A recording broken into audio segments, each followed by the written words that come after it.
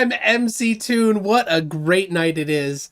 Rumor has it that FTFE and WItsit debated earlier tonight. I did not watch it. I was busy. But you know who did watch it? Who did watch it is Bryant Myers. Welcome, Bryant. Hello, hello. Yes, it was a good debate. I thought no FTFE spoilers, did... no spoilers. Oh, okay. I have it all queued up, ready to go, and I thought we would just review some of it. But yeah, give your quick without ruining anything for me. Are we going to watch? We're not going to watch the whole debate, are we? No, there's no way to watch the whole thing and have. Yeah, I was going to say okay. Yeah. Well, like I said, I thought he did well, and I was kind of for WItsit. There was no surprise. I mean, maybe a couple of little surprises, but I've heard him say all these things before. But it wasn't until tonight that I finally got what he was trying to do with the whole Michelson length contraction thing. And I know he doesn't know what he's talking about because he's probably just parroting it from someone else. But whoever told it to him, I finally kind of get it.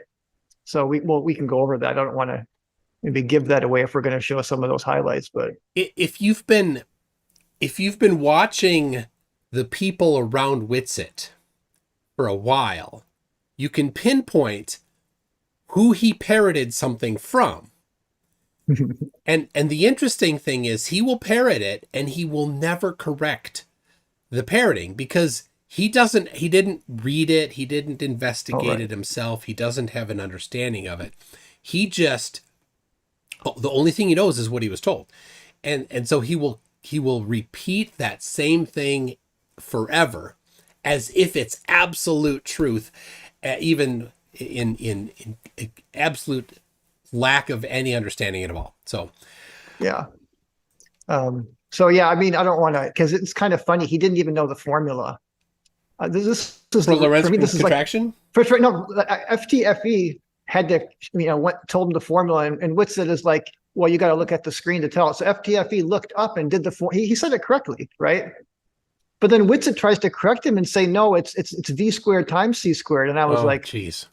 FTFE had it right. It was v squared over c squared. Yeah, it's a square root. So was it one minus? Well, I'm saying that particular part of it. Yeah. So he went through the whole equation, and it's it's basically it's L naught times the square root of 1 minus v squared over c squared, and so WItsit tries to thinking that he's got FTFE, tries to correct him. And he corrects him with the wrong. It's called the Lorentz factor, right? It's that a factor that they use in length contraction, time dilation, and mass increase. It's the same factor. And hilariously, for WItsit, who calls everybody gamma, the Greek letter for the Lorentz contraction is gamma. And it was just so here he is using an equation that he can't even recite. And he's thinking that he has FTFE, like somehow FTFE is not getting, but he's speaking from Lorentz's failed model of ether. I finally got it tonight. We can elaborate on that maybe in a little bit. But. All right. Well, I have it queued up to where FTFE talked about what he said quite a few times, the gentleman physicist and the Foucault pendulum. And then he showed up a picture of Artemis of the Earth, actually taken from Artemis. So, all right, that's where I am. That's where we will join the debate already in progress. So I guess he's claiming in summary that since a pendulum precesses, then that proves that the Earth spins, and that since it precesses relative to latitude, that proves that the Earth is a ball. Now, of course, in the opener, I made it very clear that you would never see any evidence put forth for the globe void of fallacious reasoning. Of course, just crying about the fact that I'm going to call out the fallacies the entire night doesn't somehow dismiss the importance of not being fallacious. This is called a begging the question fallacy. So you assume the very premise you are attempting to prove in order to allegedly prove it or establish it to be true. It's obviously insufficient. But of course, I will just use a hostile witness, and no, I don't have to believe everything that this person says. That's called an all or nothing fallacy. I know people get triggered when I bring up fallacies because they're illogical people. So Einstein will tell you himself that sidereal rotation is not exclusive to the Earth moving or the sky moving, and that is interchangeable. In fact, that in a letter he wrote to Ernst Mach, he explains that there would be something called the Machian principle, would have a translation of motion, and that you would have centrifugal and Coriolis effect. On Earth that was stationary, the only difference would be is they would be actual as opposed to the pseudoscientific fairy tale of the spinning globe where they're fictitious. So that doesn't prove anything, of course. And if you want to get into the specifics, of course, a Foucault's pendulum doesn't actually have an independent frame of reference. It's attached to the very thing it's allegedly detecting the motion of in a separate frame of reference. It's supposedly established with the mechanism of it, but that's a cool story. And then Globers hate this, but yeah, you do have to start it. Of course. All right, hold on. Just for reference, that's been playing at 2x speed. I'm going to slow it down. I'm like, hold on a second. That's fast even for WItsit. I'm going to slow it down to 1.5. If it was establishing an independent frame of reference, then you wouldn't have to do that. It's intrinsically contradictory no matter how many laugh emojis you drop or whatever, right? If you're claiming it's an independent frame of reference that's established, then it would independently move relative to the other frame of reference. You wouldn't have to start it. Now, of course, you would say it's just because of the precession, whatever. We'll pretend that it doesn't matter. They actually do stop over time. You have to keep them going. The Earth never stops spinning, though. I've never really seen very verifiable information that pendulums don't precess at all ever at the equator. People just say it.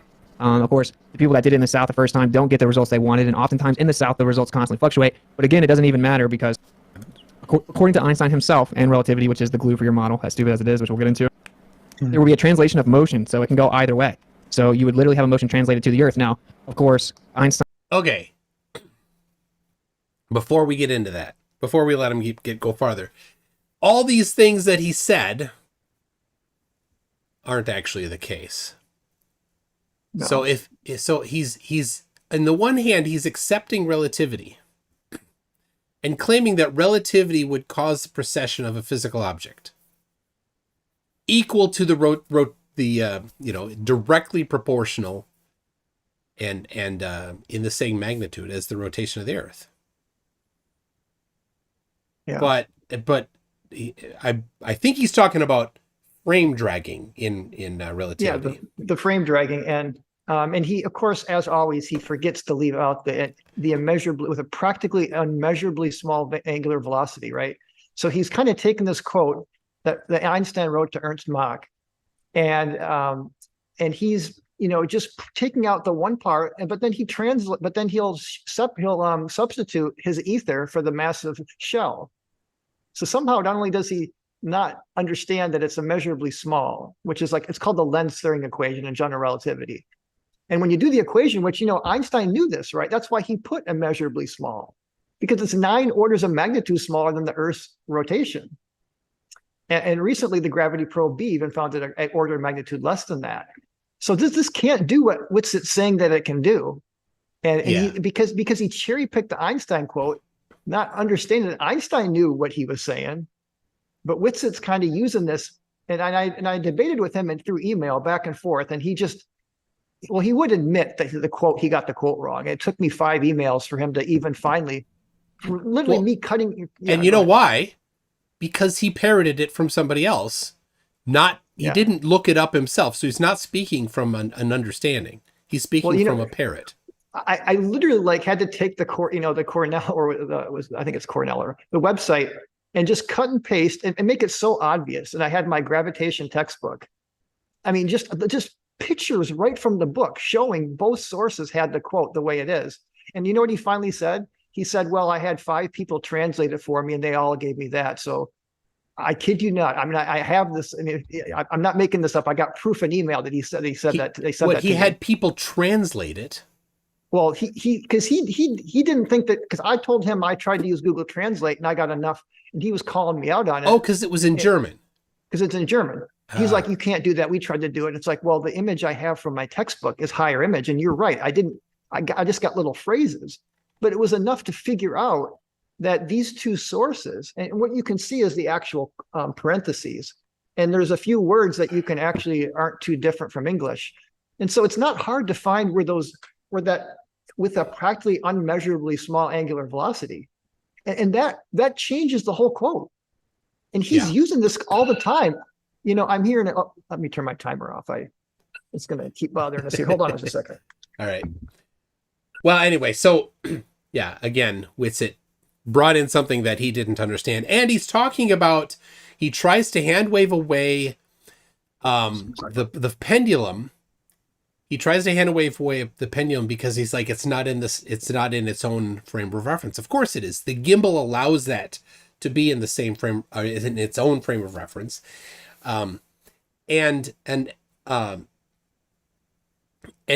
it, but he's, I don't know what fallacy this is, but The fact that it processes at all, which is verifiable, tells us all we need to know, that his claim of it not being in an independent frame of reference is just not true.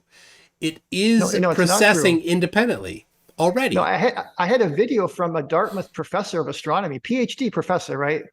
Who says, I was going to say that it says otherwise, WItsit. So you're smarter than this. Who does say it's an independent frame of reference, right? In his Foucault pendulum video that I played a little clip of in one of my videos. And it's like, he's a PhD professor, and you're telling me, WItsit, you know more than him about Foucault pendulums? Well, yeah, he does think he knows more.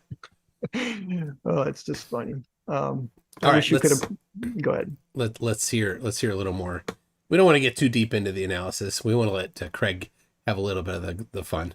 Oh, true, yeah. And the Globers assume that these stars are infinite distances away, and many light years within a near perfect vacuum of nothingness. So that. How does that have anything to do with what Craig said? Nothing at all. Red herring.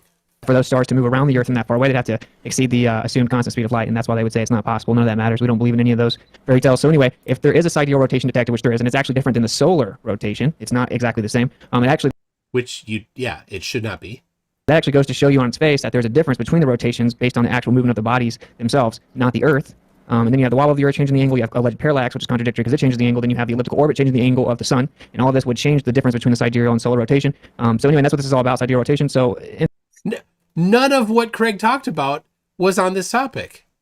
Craig brought up the Foucault pendulum. That's it. Why is he talking about stars? Craig talked about the pendulum. Didn't talk about Einstein. In summary, I'm not keeping up with time at all, but basically you beg the question that the Earth's a spinning ball and say that this confirms it. Now, if you had a vortex within a toroid, you would also get a drift. If you had a translation of motion with any medium of exchange, you would have a drift. You can deny it and say, no. Wait a second. What did he say? Vortex in the toroid. Wait till he show his image of this torus. Hold on. The elliptical orbit changing the angle of the sun, and all of this would change the difference between the sidereal and solar rotation. So anyway, that's what this is all about, sidereal rotation. So in summary, I'm not keeping up with time at all, but basically you beg the question that the Earth's a spinning ball and say that this confirms it. Now, if you had a vortex within a toroid, you would also get a drift. Okay, if you have a vortex within a toroid, you would also have a drift. Yeah.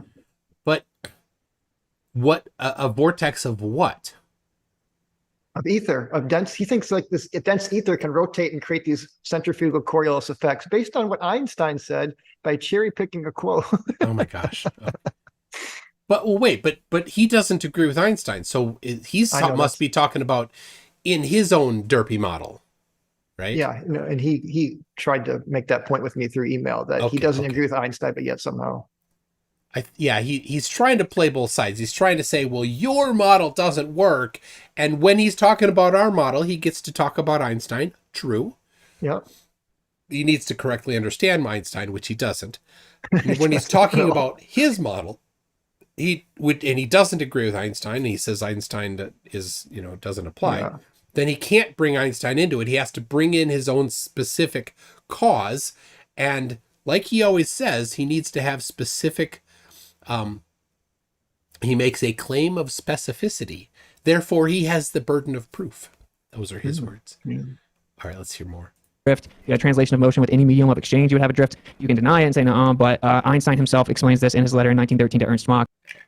Okay, why is he talking about Einstein and Mach in his model? Yeah, that's where he gets wrong there. That it would drag the pendulum around on a stationary Earth due to the movement around it. So it's as simple as that, and it has a direct correlation with latitude. It's inconsistent and begs the question. And again, just to reiterate this, it's antithetical to the actual observation, which is that you claim you establish an independent frame of reference, but then you have to actually cause it to move, which shows it's the same frame of reference that is stationary, and then you're detecting additional change or motion. Cause it to move. It's not causing. So the swing isn't causing the precession. He's mixing them up. Do you think that he's being intellectually dishonest? Or is he that dumb? No, he doesn't understand. There's two different things going on with the plane of the plane of oscillation and then the precession of the pendulum. He doesn't get that.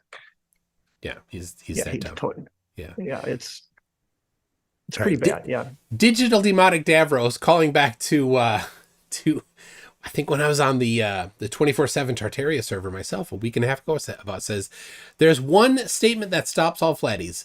Where is your datum point for all your measurements? And they're like, what? Sea level. Just it's the horizontal. It's the level. Okay. Is when I ask a surveyor, are they going to have answer like that?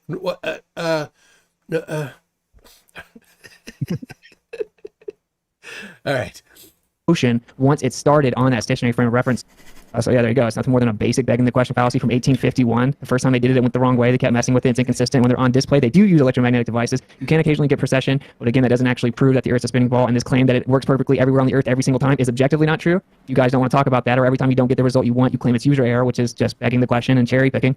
So there it is. Just to reiterate it for like the third time, Einstein himself said there would be a translation. So why didn't he cite some of these times that they didn't happen? He just tosses it out there. Yeah. With no evidence. No surprise. Never has evidence. Never supports any of his And citations. accuses us of cherry picking, something that. Yeah. I mean, As he's talking he about- can't begin his block of talking without mentioning that basically pre-mentioning that we're going to do fallacies. Yeah. He pre-calls that there's going to be fallacies, but he never can support his claims. So, No. all right. Of motion due to the Machian principle. If the sky is moving around a stationary Earth, this does not prove anything one way or the other. Oh, there you go. Oh, wait. He said something about his picture. Of course, pictures aren't proof of anything. A claimed picture of NASA from NASA is obviously very stupid, and I would hope that. Oh, a picture. So no pictures are allowed, WItsit. Matches a whole video on that too. So Let's establish that, WItsit. You don't allow pictures or video. Strange. I've seen debates with WItsit showing pictures.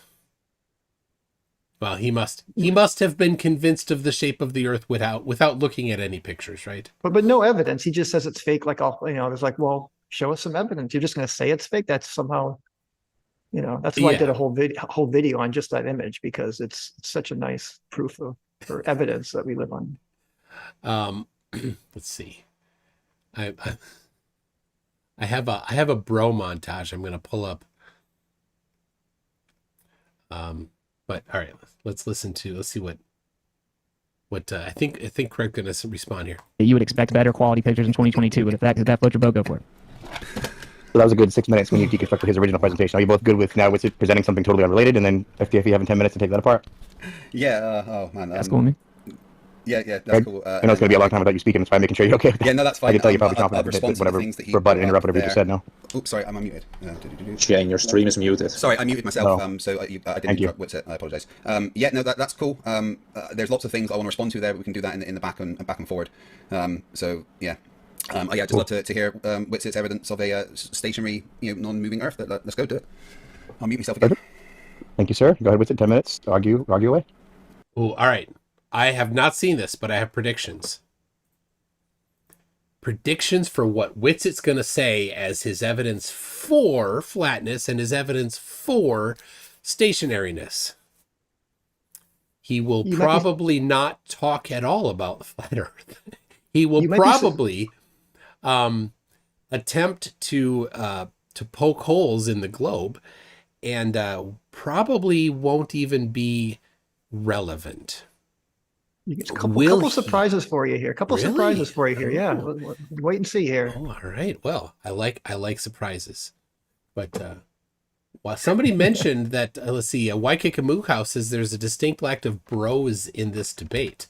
So I have a little treat for you, Waikikamuka. Yeah, gotcha. What do you think about that, bro? Sounds good, bro. Bro. Can you believe people let me come stay at their house? Nathan, this video isn't about you, bro. Cool story, bro. There you go. I bet that was probably off sync. There's the link if you want to enjoy it yourself. All right, let's hear what let's get me surprised. All right, I gotta figure out how to share the screen. I'm actually not doing it. It's right above the mute button where you mute yourself. And then if you want to share like a specific application that gives audio, if you share the window itself, it doesn't give audio. I think I got it. All right, for a treat here. Can you see it? Yep, we're good. And it's front and center on the screen. All right, cool. So heliocentrism is a religion that's never been proven. It's based on philosophy, the idea of the Copernican principle that the Earth must not be special. Hence why when you see people obsessively stalk flat Earth for years and build entire channels about it and constantly stalk all the proponents of flat Earth, they are almost always atheistic, nihilistic, materialists because they cling on to this idea, this worldview, this philosophy that the Earth is not special, nothing matters. They have no moral accountability, so there they can stalk people, talk down to them, treat them terribly, dox them, insult them, threaten them, constantly bash them with lies because there's no moral accountability. And that may seem like a bit of digression or something. I'm not trying to poison the well, but I'm pointing out. He's not trying to poison the well, but what he exactly did was poison the well. He's pouring poison in. In fact, he could have actually started by presenting evidence. Instead, he doesn't talk about it at all. He won't even touch the topic until he insults everybody first. Right? And if you watch with him and Conspiracy Cats and Mr. Sensible, when he had chances to respond, he spent 90% of his response time crying that they were mean to him, instead of just, if you really just want to shut us the hell up, present the evidence.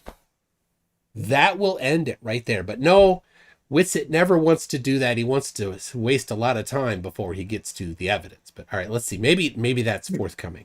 That this is actually built upon the idea that there is nothing special about the Earth, and that stems back to the idea that the Copernican principle is true and that the Earth does not occupy a special or unique position in the universe. Moving on, here is a depiction of a magnetic field. All magnetic fields have what's called an inertial plane. Now, I call it an inertial plane because there's no such thing as an inertial plane in a magnetic field. It's a Ken Wheeler. It's Ken Wheeler. That's just Ken Wheeler invented that, and that doesn't exist. It's not a thing. Actual description of the phenomena, meaning unchanging at rest, a plane of inertia. It's oftentimes referred to as a block wall or block. Okay, block wall exists. Mm-hmm. And a block wall is actually in a magnetic field. A block wall is the part of a magnetic field where it's neither north nor south, right? It's inside the magnetic field and where it's neutral, basically. So on a bar magnet, that block wall, here's a, I have a bar magnet here, right? Inside this, right? That block wall would be right here. It would be an actual plane inside this particular, because this is a very good strong bar magnet. It's a bar magnet, right? And so it's very symmetrical, right? Unlike the magnetic field of the Earth. The magnetic field of the Earth is very much non-symmetrical. It varies all over the place. The declination is different all over the place. The intensity of it is different all over the place. So the Earth, no matter the shape, the block walls within the magnetic field of the Earth, again, regardless of shape, is a very irregular place. It's not a plane, certainly. No, right. No. So I get an idea where he's going. Was that right? We'll find out. All right, hold on. Here we go. Domain wall named after the person that first discovered it. In every single magnetic field, there is a plane cut right through the middle of it. Now, of course, it's easy. No. It's not a plane. If it's an irregular magnetic field, it's not a plane. WItsit. You're stupid. You're just parroting somebody. To explain on a flat Earth, we are this green portion right here through the middle. That is the plane. We reside within a dielectric plane within the inertial plane. We observe the. Oh my gosh! A dielectric plane within the inertial plane? What the hell is that? It's just nonsense. That's Ken Wheeler. Ken Wheeler's nonsense. Yeah, he's parroting somebody else's nonsense. Yeah, it's not actual. It's not magnetism. It's not based on actual research. It's not based on empirical investigation. It's just invented crap that he was dumb enough to believe when he heard it. Yeah. So, all right. Green Bull says, WItsit is the most confidently deluded person ever. Let me just, that deserves this. WItsit is the most confidently deluded person ever. Had to be full screen for that. Oh, and I wasn't full screen. I got to do it again. WItsit is the most confidently deluded person ever. There you go. I got it right this time. And then Digitally Modic Davros says, does he mean plane in motion or not in motion? Is he confused, or does inertia mean something different these days? Inertia means something different to Ken Wheeler. Right? Yes. I don't know. Yeah. See, Ken Wheeler doesn't have any, he doesn't, if he's wrong, there's no ramifications for him to be wrong. He has no responsibility if he's wrong. He can just say whatever he wants. And if he's wrong, nobody is ever going to test him. Yeah. And he does. He brings, well, you'll see. He brings what? Well, you'll see. I mean, I don't want to spoil Half the toroid. We have a vortex within it, which explains the sidereal rotation that is detected with interferometry, etc.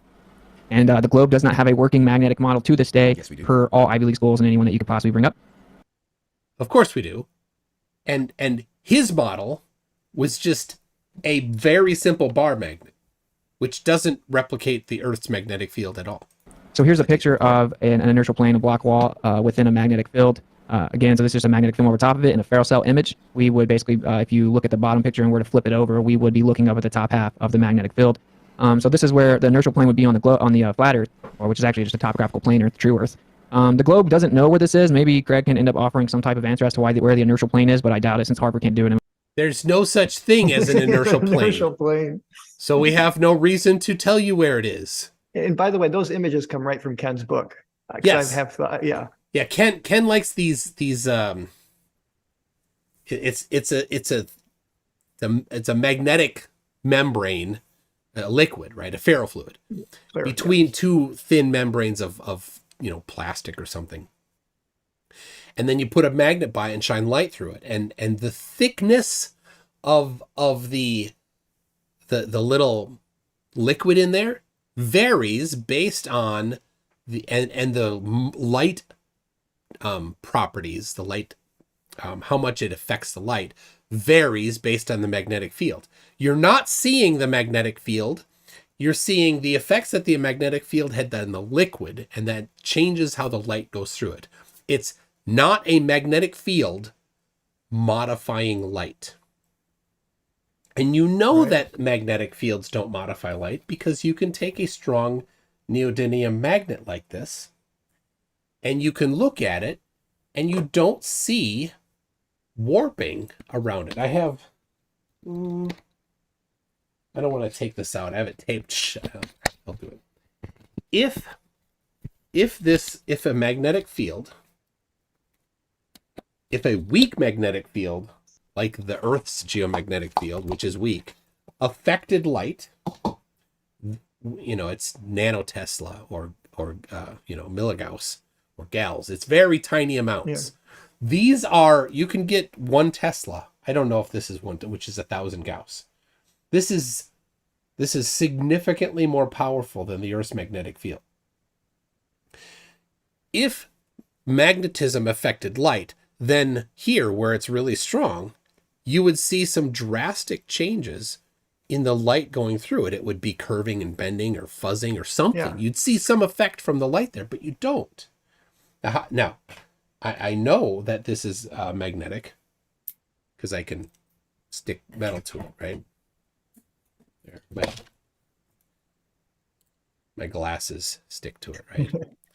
So this is a strong magnet.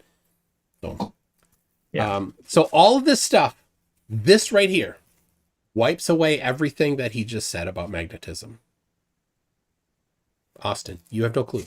Ken Wheeler, you have no clue. Maybe. All right. And most people that believe in the globe just kind of appeal to the consensus of mainstream academic sources.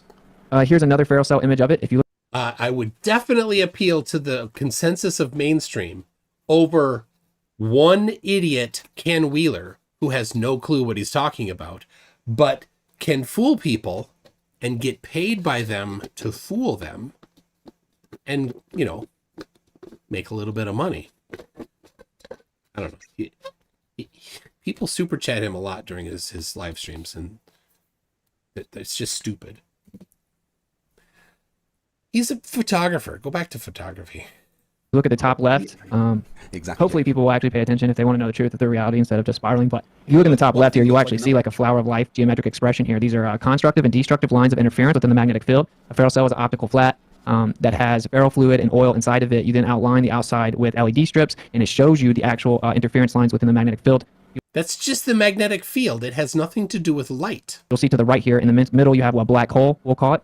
And that is actually the source of the magnetism. Counterintuitively to some people, actually, as that gets bigger, the strength, that gets bigger proportion to the strength of the magnetic field, as opposed to the spatial extension of the field. But we won't get all the way into that. But that would be on the center of the Earth, of course, with the flat Earth. And then again, here, if you see that white line in the bottom left picture of the ferrule cell image, that's where the Earth would be.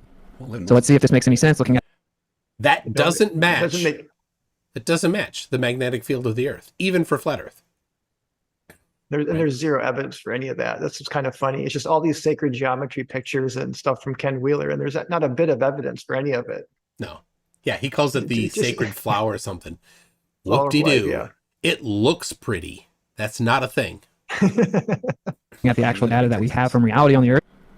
Well, here is a depiction of the magnetic flux on a flat projection. Oh, this I love. This I love. Let's hear what he says. And as you can see, it matches perfectly That's another aspect. with the ferrule cell you see here in the top right of these images. It matches perfectly with what we see in reality. Now, all right, that picture there.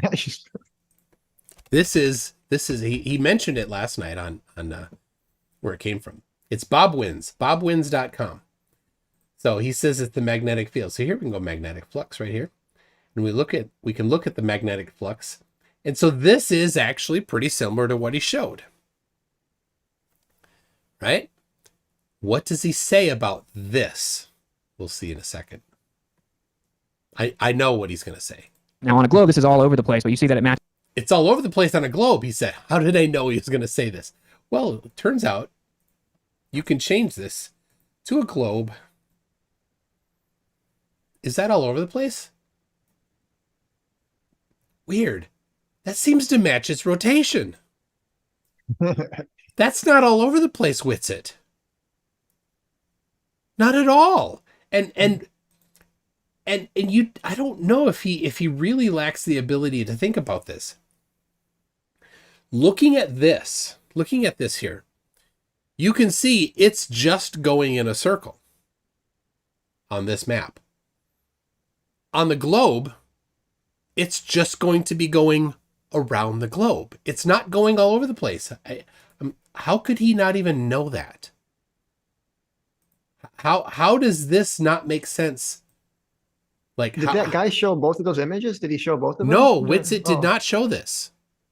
Oh, of course. WItsit will not show this. So he just picked the one. Here's what they do. It's classic cherry picking. They'll show you this one for flat Earth. They'll say, this is the one for flat Earth. Then, instead of just clicking the globe button and nothing else, they do this. They change it to wind. They pick an elevation. There you go. They go to globe. They go, look at that. This is wind, not magnetic flux. They're comparing magnetic flux to wind. Wow. Right. But of course, you can, this makes sense on a globe. Look at this, right? Right. Because Coriolis is stronger the farther north and south you go. So these kinds of things you would expect to have stronger effects in the extremes. Right. So now what does this look like? Right. On an azimuthal equidistant. Well, you get these weird ones all over the place, and they're doing things that don't make sense. It's not just flat earthy stuff, right? It's doing weird things that don't make sense. What's causing that to happen if the Earth is not moving? WItsit. Magnetism is causing wind. Magnetism doesn't interact with wind. It's the ether dragging it along. The ether that, well, it has never been empirically measured. No, that hasn't. Cinnamon Control says, wow, a circle looks like a circle. I'm really stunned. Matches perfectly with what the ferrule cell image shows us what exists. And of course, we would be on the dielectric plane within the inertial plane, as the globe still can't explain that, not to be too reiterative, but moving on. So here is a video. And as you can see, this is the same thing that I showed you in the images. People always want a flat Earth model, and of course the globe doesn't even have a working model, so that's hilarious, and you can't even explain from the core out or accurate depiction of layers within the Earth's layers or what the magnetic field is, but that's not a model. That's where you live. You live within that, It's the only way that it could possibly exist and be Claims without sustained. So if you want to know where you actually live, or instead of just blindly believing the lie we were brainwashed with, just really soak that in. Where did We this reside come within from? that. How can you just assert that? Now look at the Okay, cool. interference lines. You will see that that's the flower of life depiction I again, haven't seen any evidence of the as you can flat see. And this would be able to be detected in certain portions of our life. This was reality. There's a better picture for you. Really take in the lines there. Will come up. Here's a visualization of That's a how spirograph. movement would exist within this. That's cute. This is just toroids. We have a hyperboloid and a toroid, centrifugal divergence, and then centrifugal convergence out from the center, basically center imposed, the inverse of two different motions. But that's not what the magnetic field on flat Earth must look like, because there's variations of declination, inclination, and the south magnetic pole isn't. This doesn't work for the south magnetic pole, because the south magnetic pole is in the ocean south of Australia. So here's flat Earth, right? And WItsit uses this map. So the south magnetic pole is like here, right? And the north magnetic pole is there. So it's not a bar magnet that's sticking out of it like this. This isn't what the magnetic field of the Earth, of flat Earth, would look like. It has to be curved. Underneath, North Pole here, South Pole here. That's what it has to look like underneath, with major variations. And inside the dirt of the Earth, the magnetic field has to move. WItsit thinks it's a permanent magnet, I think. I don't know. What does he say? He thinks that they have a complete model of the magnetic field of the flat Earth. Okay. What's generating it? And why does it move inside the dirt of the Earth? And he'll admit that it moves. Remember on that, I shared with you that video, right? Of him actually saying, Yeah. the scripture says it moves. So it, In his, was it the Atlantis video? yeah, the Atlantis video. Yeah. He's basically, and I was kind of shocked. I'm like, he's really admitting the poles are moving. His static magnet Mount Meru is somehow getting legs and walking around. Oh my God. Right. PhD Tony says, my honors thesis was on geomagnetism.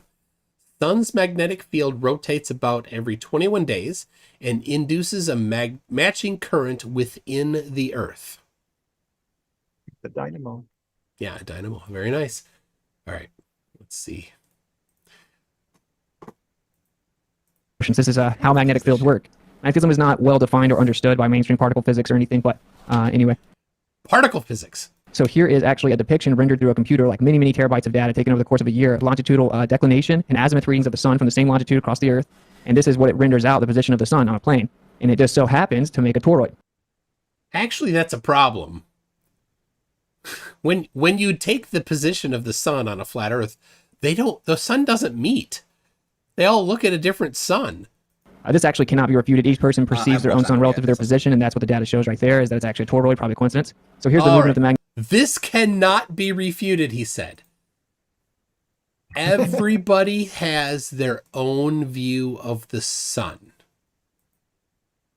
Yes, that can be refuted. In fact, the refutation is, where's the evidence? WItsit, you've presumed the Earth to be flat, and then found that everybody has a different position to the sun.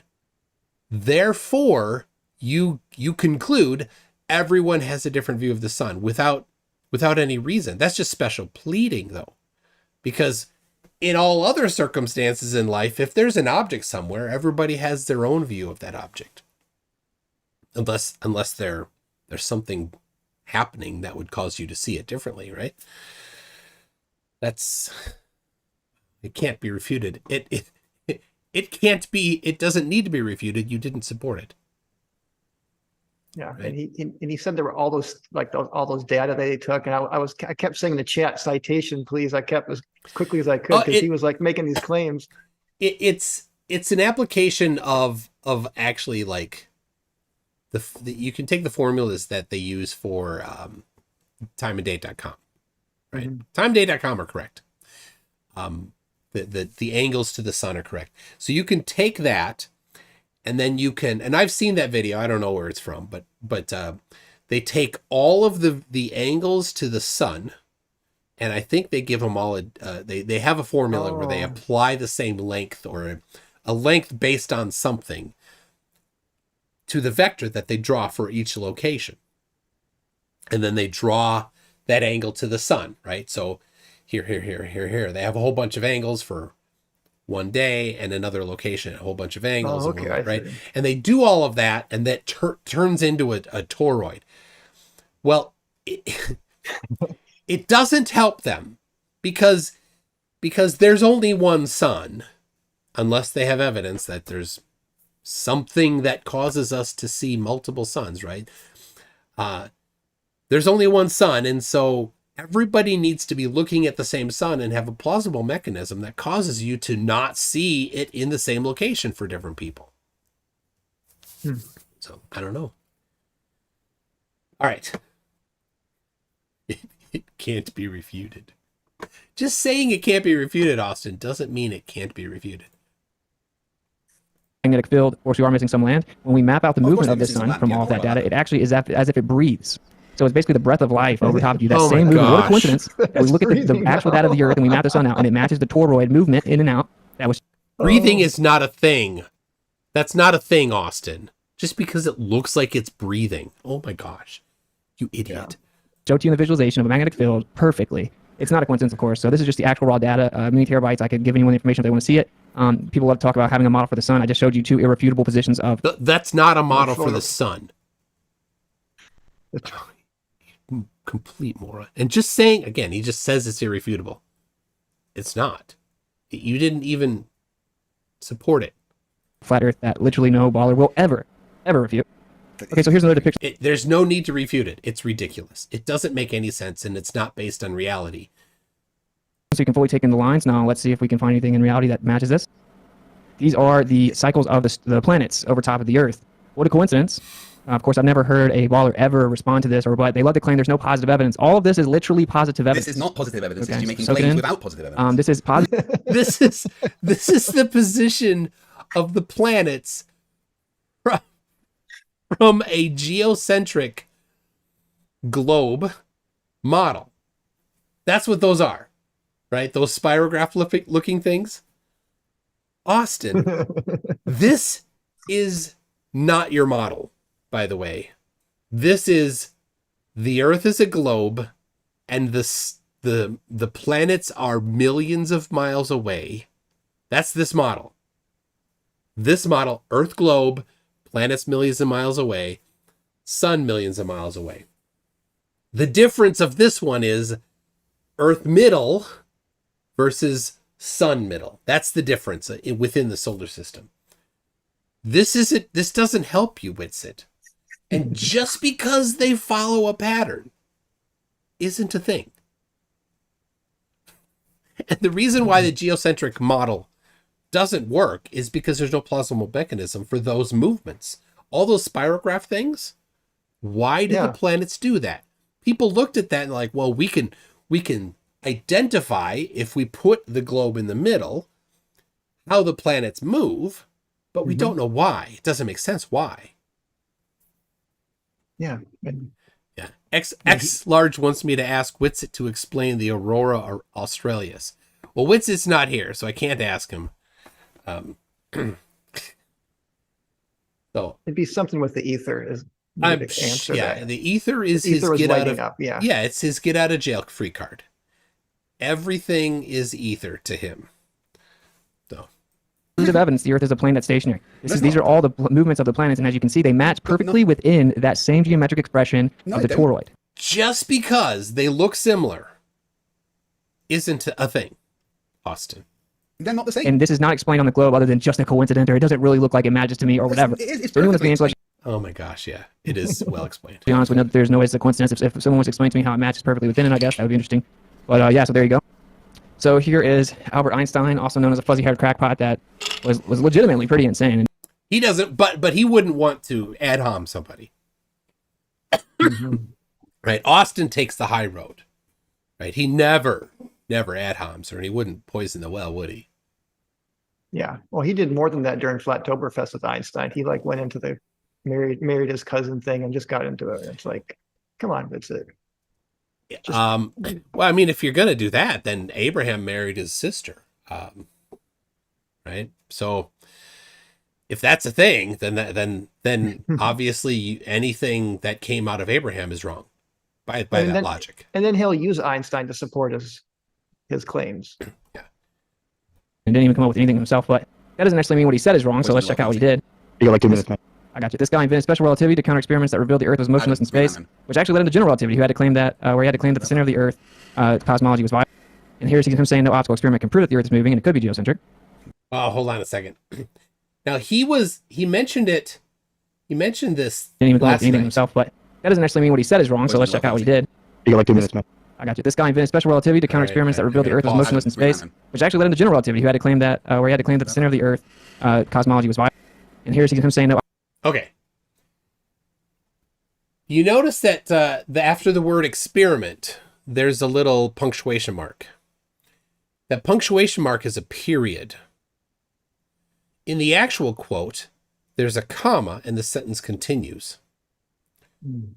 Now, he mentioned that this was a cherry-picked quote yesterday, and yet he still used it today. Why? Why would you continue to use this that you know is cherry-picked, Austin? Is it because you are fine deceiving people? Yeah, and he still did it with the other quote, with a massive shell quote. He kept he still used the cherry pick version of that even after he admitted to me that he knew. He's like, okay, I agree, you know. Yeah, but he his still- audience, he doesn't mind lying to his audience, right? He's fine.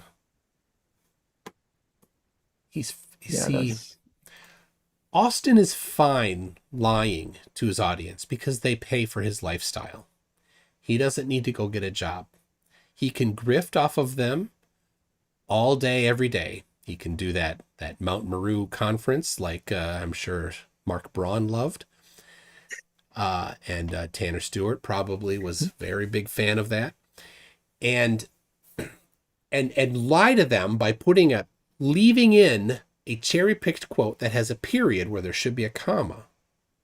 Because lying doesn't matter to him. He just needs to get their money.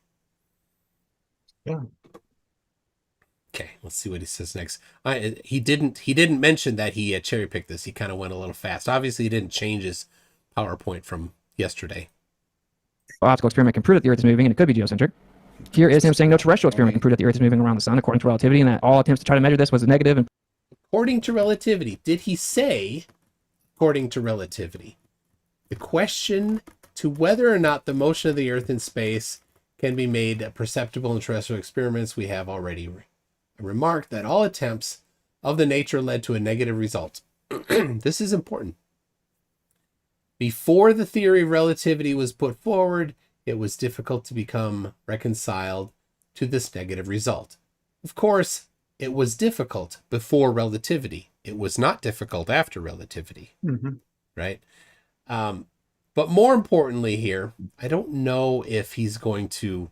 So he's going to probably quote the 2007 book from Hawking, Stephen Hawking here next. That's probably his next slide. You got prior that to right. relativity, that was hard to cope with. Here's Okay, now, if you read this, it's word for word the same. Right? I want to hear what he says about Hawking's book. him being reiterated by Hawking, and again him being reiterated by Hawking in 2007. Reiterated by Hawking, huh? And here's a part that I don't think Craig fully understands, or he certainly didn't last time. This is the prediction versus the actual result of Michelson Morley, which changed all of physics, and they had to say the ruler, their measuring apparatus, physically shrank They didn't say that. just to deceive us via illusion that the Earth was actually stationary, and that time physically expands and slows down, so any attempt to measure and prove that the Earth is moving around the sun is a futile pursuit. So you could never prove it, just happens to always look that way. So in conclusion, just in case people don't understand, that's actually Albert Michelson who did it himself, and he's saying that this conclusion contradicted the explanation which presupposes that the Earth moves. And to this day, you must claim that everything is a magic illusion. The universe is a wizard with a wand, constantly deceiving you via illusion to make you think the Earth is a spinning ball, even though it always shows you that the Earth is a stationary topographical plane. So there you go. Jeez. It's the same script. Nice, finished it. 30 seconds left, almost like you clocked it. All right, Craig, you got 10 minutes to take apart what WItsit just presented. Ready to go? Yeah, Okay, let's see cool. what Craig says. I mean, there was no positive evidence there. That was a lot of claims without any actual evidence, which was interesting to see.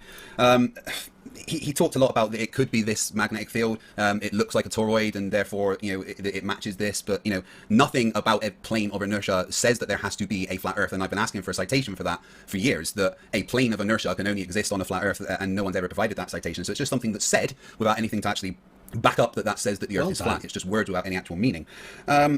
He brought up the picture of the black hole that was imaged and compared that with some toroidal shapes and geometric patterns. Wow, one thing looks like another thing. That means very little, and I don't really need to debunk the fact that one thing looks a little bit like another, because it didn't actually look like it. It looked sort of almost, maybe not quite like it. Yeah, that's how the medium reacts in a ferrocell. Brilliant. Earth isn't a ferrocell, so comparing Earth to a ferrocell, it's, false analogy there. So yeah, I don't really know how a ferrocell does what a ferrocell does because the medium is magnetic and reacts to magnetic forces. The Earth is not a ferrocell, so wouldn't react like a ferrocell, and I don't know why you think it would. You said there is no working magnetic field model for Earth. I would definitely like a citation for that, because I've got many citations that say, oh, here's the working magnetic model of Earth that we can teach to high school children. You showed all the maps you showed with things overlaid on. Obviously, they were all projections of a globe, so using them is a bit weird. And you went, oh, look, there's missing land, but we'll ignore that, whatever.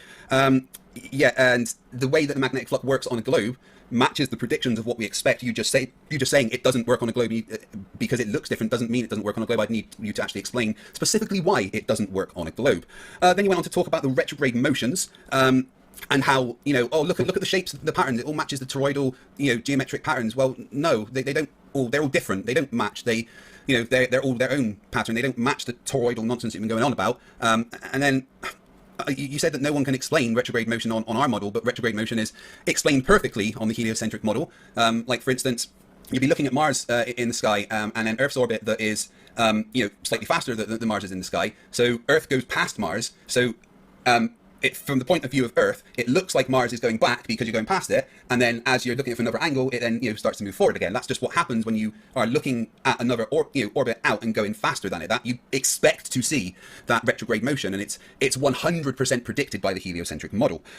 Oh god. Oh right. Started talking about the Michelson-Morley experiment and the results of that. Obviously, we know the results of the Michelson-Morley experiment were basically the aether does not exist. And when you're talking about how we can't trust the results exactly because of length contraction due to time dilation, well, the problem is that if you do the math for the expected length contraction over the 11-meter arms of the Michelson-Morley experiment, the equation is length contraction equals LO, which is the original length, times the square root of 1 minus V squared over C squared. V squared is the velocity of the object. So in this case, we're looking at Earth, 30,000 kilometers a second, and C being the speed of light, 300,000 kilometers per second. Earth is 30. So when you plug in those details, when you plug in the velocity of Earth, V squared, and then the velocity of light, C squared, what you actually get is a contraction of those 11-meter arms of the Michelson-Morley experiment would only have contracted by 55 nanometers, which is 1/1000th the width of a human hair. So that would not have changed the results, the amount that WItsit. 1/1000th? It is right. I did the math. That's right. Okay. Is claiming to. He talked about when Einstein was saying about how if things are rotating above us, it would create a Coriolis effect on the Earth. However, he missed out the part where Einstein, in the same sentence, said the forces implied in that circumstance would be so small as to be basically unmeasurable. And he was also talking about a large shell rotating around a smaller circular mass. So, citing that is actually implying that the Earth is a globe in any case. The Coriolis forces imparted would be nowhere near what we actually experience on Earth. He brought up the Einstein quotes about the saying that we can't measure Earth's orbital motion with optical means. He was specifically talking about the MMX, and that was obviously many years before the Michelson-Gale-Pearce experiment, which verified everything about Earth's movement. And obviously, there's been much more detailed and accurate MMX type experiments which verify those things as well. When Stephen Hawking's cited Einstein, it's not what WItsit is saying. That book he is talking about is basically an anthology of things that Einstein said, with a foreword by Stephen Hawking of just 3 pages, where he just talks about some of the things that Einstein said. He never reiterates it or agrees with it. It's just a foreword by Stephen Hawking in an anthology book of things that Einstein said. Obviously, I love that, Craig. Good job. Yeah. Awesome, Craig. Nailed it.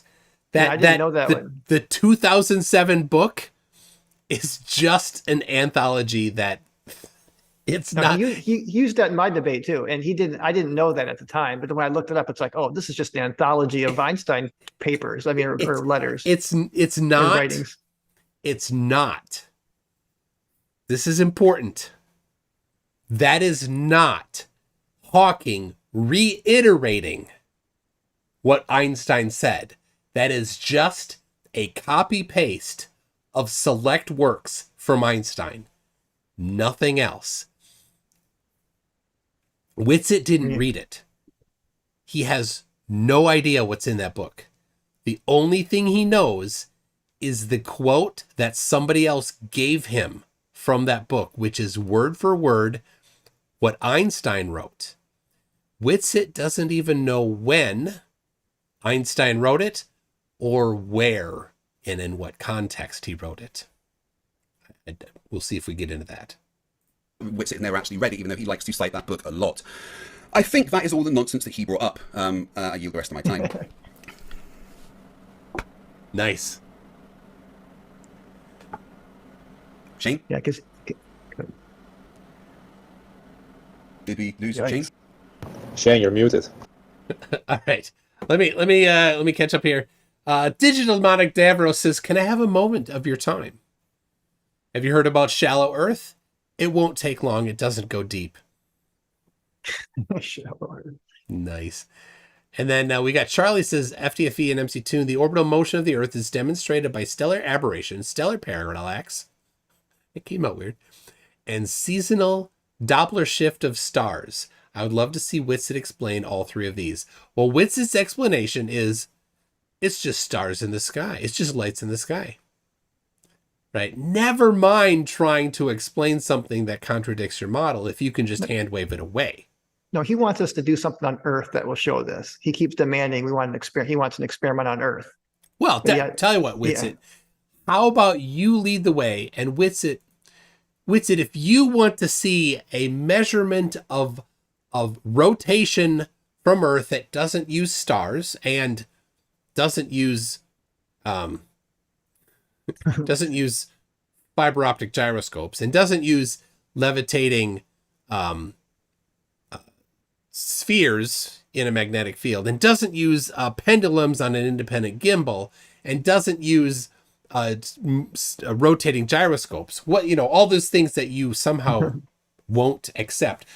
How about you lead the way, Austin, and first you show the measurement of stationariness I using haven't seen that yet. whatever it is that you think is the measurement, the appropriate measurement of stationariness. You show that. Oh, no, wait. WItsit in the opening said, made the absolutely ridiculous claim that the default position is his position. Why is the default position your position, WItsit? I can declare just as easily that the default position is my position. And I would have backing for that because the standard entry into debate is that the person that is supporting the one that has the general consensus is the one that doesn't have the burden as strongly, right? Yep. And I can support, unlike you, WItsit, I can support my citation. Right here, Debater's Guide. Debater's Guide. It goes over the process of Lincoln-Douglas debates. And in a Lincoln-Douglas debate, the person that is contrary to the status quo or the general consensus has a different position in the debate. They go first, and they have more burden. They have the burden to show that their position is different than the status quo. The person on the status quo side doesn't have quite the same burden because all of the status quo things get to be kind of rolled in automatically. I'm happy though, Austin, to come at you not from that position, to enter into the debate, and all flat earthers to enter into the debate saying we both start at zero. We can set aside for the context of this debate, we can set aside the status quo, right? And we can both come with our evidence. But for you to say, Austin, that the default is your position, just arbitrarily declare that the default is your position, that's ridiculous. No, you don't get to do that. Have you heard one positive claim that or evidence that the Earth is stationary? I'm still waiting for something besides just I can't feel it's moving, so therefore it's stationary. I can't feel it isn't a measurement though. No, it's not. Right? You have to establish that your ability to feel motion is sensitive enough to feel the motion claimed. But not even an attempt. Have you even had anyone attempt to sort of show something that shows that the Earth is stationary? No, like attempted evidence. No, I mean they do try to sort of, almost maybe, but not really, do things about curve. But none of them actually try, and I know why. I mean, there's nothing to establish stationariness other than. Yeah, I haven't seen anything. Things like it's the default or I can't feel it. That's about it. Yeah. I've heard people claim, well, there's no parallax, but of course that's pretty quickly falls apart when I show them 6 measurements of parallax. Yeah. So, okay. Let's see what we have now.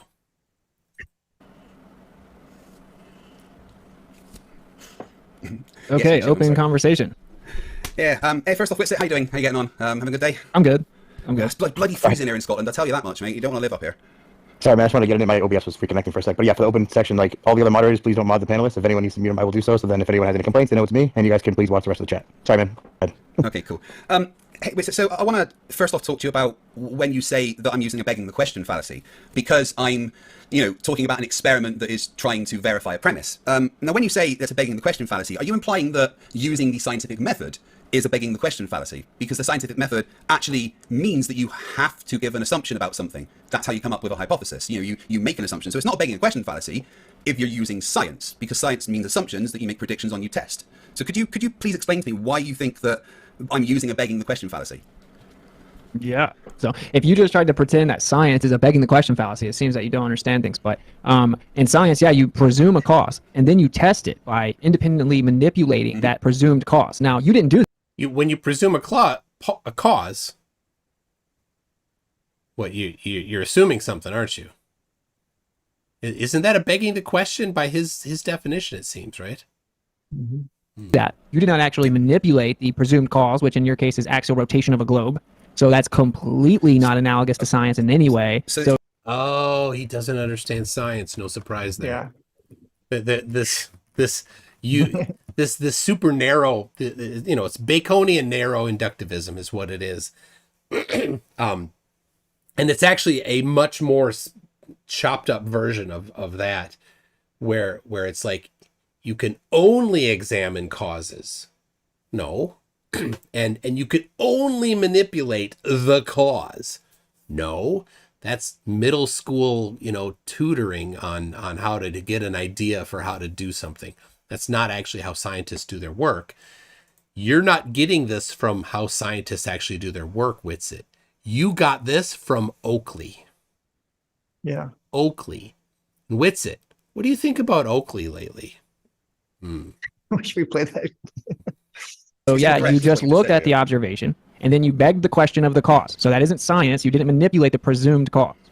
Yeah, so that's completely incorrect, because the presumed cause in the Foucault's pendulum experiment is the position that you are on Earth. That is the independent variable, because the position that you are on Earth will change the dependent variable, which is the amount of drift. So no, the axial rotation isn't that. It's the actual independent variable. The thing that is manipulated is the position on Earth. So yes, I didn't say that science was a fallacy. I was asking you if you think that science is a fallacy, because science requires you to make an assumption and then test to see if that assumption is correct. And that's all this experiment is. It makes a prediction from assumptions and then tests those predictions. So again, which part of that? I'm not going to do a debate if it's just you monologuing for 3 minutes at a time. Well, I just getting my point out succinctly, and then I'll finish. I'm not going to do a debate if you're monologuing.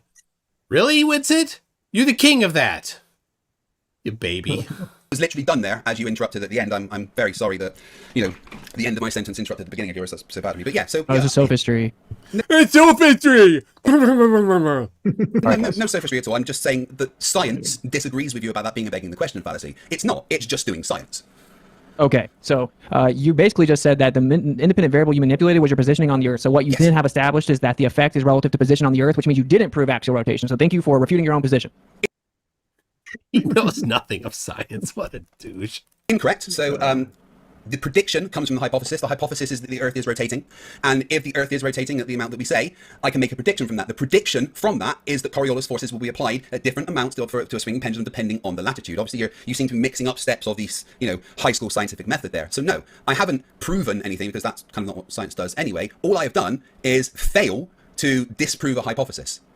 Okay, so once again, I've just got keep a skating hypothesis, past it. I've formed a This is what I'm prediction, saying, and then this I've is what I'm done saying. an experiment. That's it. You see how I'm like succinctly making actual arguments, and then you want to drown the conversation with He is succinctly making those arguments. like 3 minutes of sophistry. So Right, you I made a keep doing very that instead of specific. actually Now engaging you're in the interrupting me. conversation. Now you're interrupting me.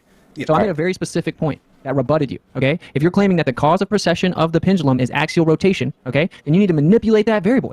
It's just a measurement, Witness. It's just a measurement.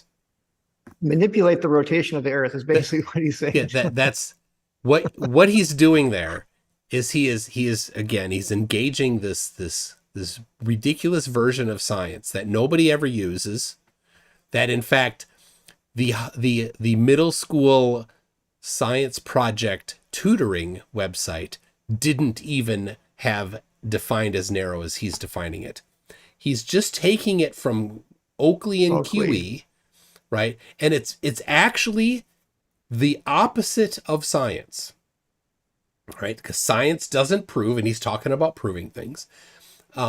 He has this super narrow thing about science. Science is very broad and powerful, right? And he has made science extremely weak and completely incapable of doing anything. And if he were to use his version of science for his evidences, he would have to throw out all of his things as well. Well, don't forget, observational science is like geology and astronomy. You can't manipulate. Well, they those claim independent that variables. those aren't even science. I know I've gotten that. That's how ridiculously wrong they are. Yeah, I've gotten that in debates. I'm like, they're basically telling me those aren't. You're really saying that's not astronomy and geology are not sciences? And they'll say yes. Yeah. The ones that follow Oakley. And where is this coming from? Is this coming from scientists? Is this coming from the scientific community? Is this coming from the people that do science? No, this is coming from science deniers as an effort to deny science. That's it. That's what it is. It's them being dishonest, and they know that they don't have evidence, and they know that they can't actually refute the evidence that we have. So they have to invent reasons and ways to get themselves out of the corners that they find themselves trapped in. Mm-hmm.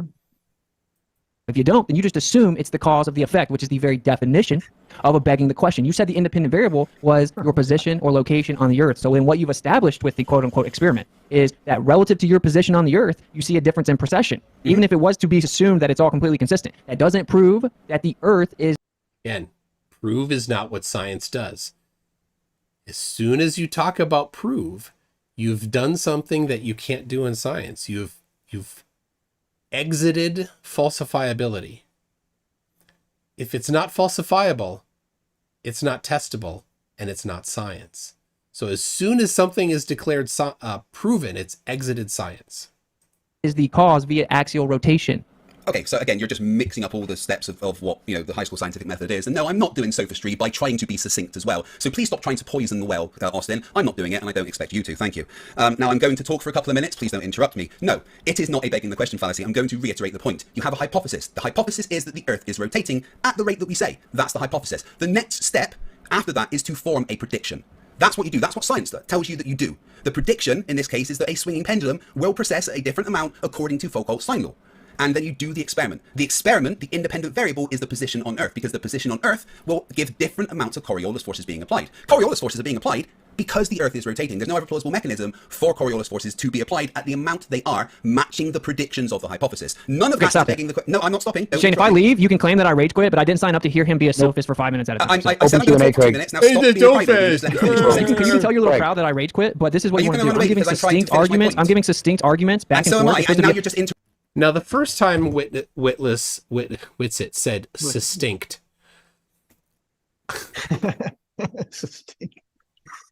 Just a second. The first time Austin said succinct, I said it, I had a little chuckle. I thought, well, maybe he mispronounced it. But now he said succinct a second time with this rogue T stuck in the middle of the word. Where did that come from? All right. Are we going to get a hat trick? We'll see. So now you're talking about... Hold on, guys. This is why I never was on your channel. Open Q&A is not mean I can talk for 5 minutes and you can't interrupt. That's not what open Q&A, Craig. It means you have a conversation back and forth and you guys can work it out because you're both adults, right? I am That's all I was specifically saying. answering his question. No, it's back and forth. It's back and forth. So you don't go on a whole monologue about 5 different points. It's one point at a time. It's how debate works. It's one so point. here's I'm the point. talking about Here's the point. one You point. didn't manipulate the independent variable of axial rotation. You presuppose it's the That's not cause of independent variable. differentiation and precession. That's not the independent variable in the focal pendulum experiment. The independent variable. You didn't prove that's the cause then.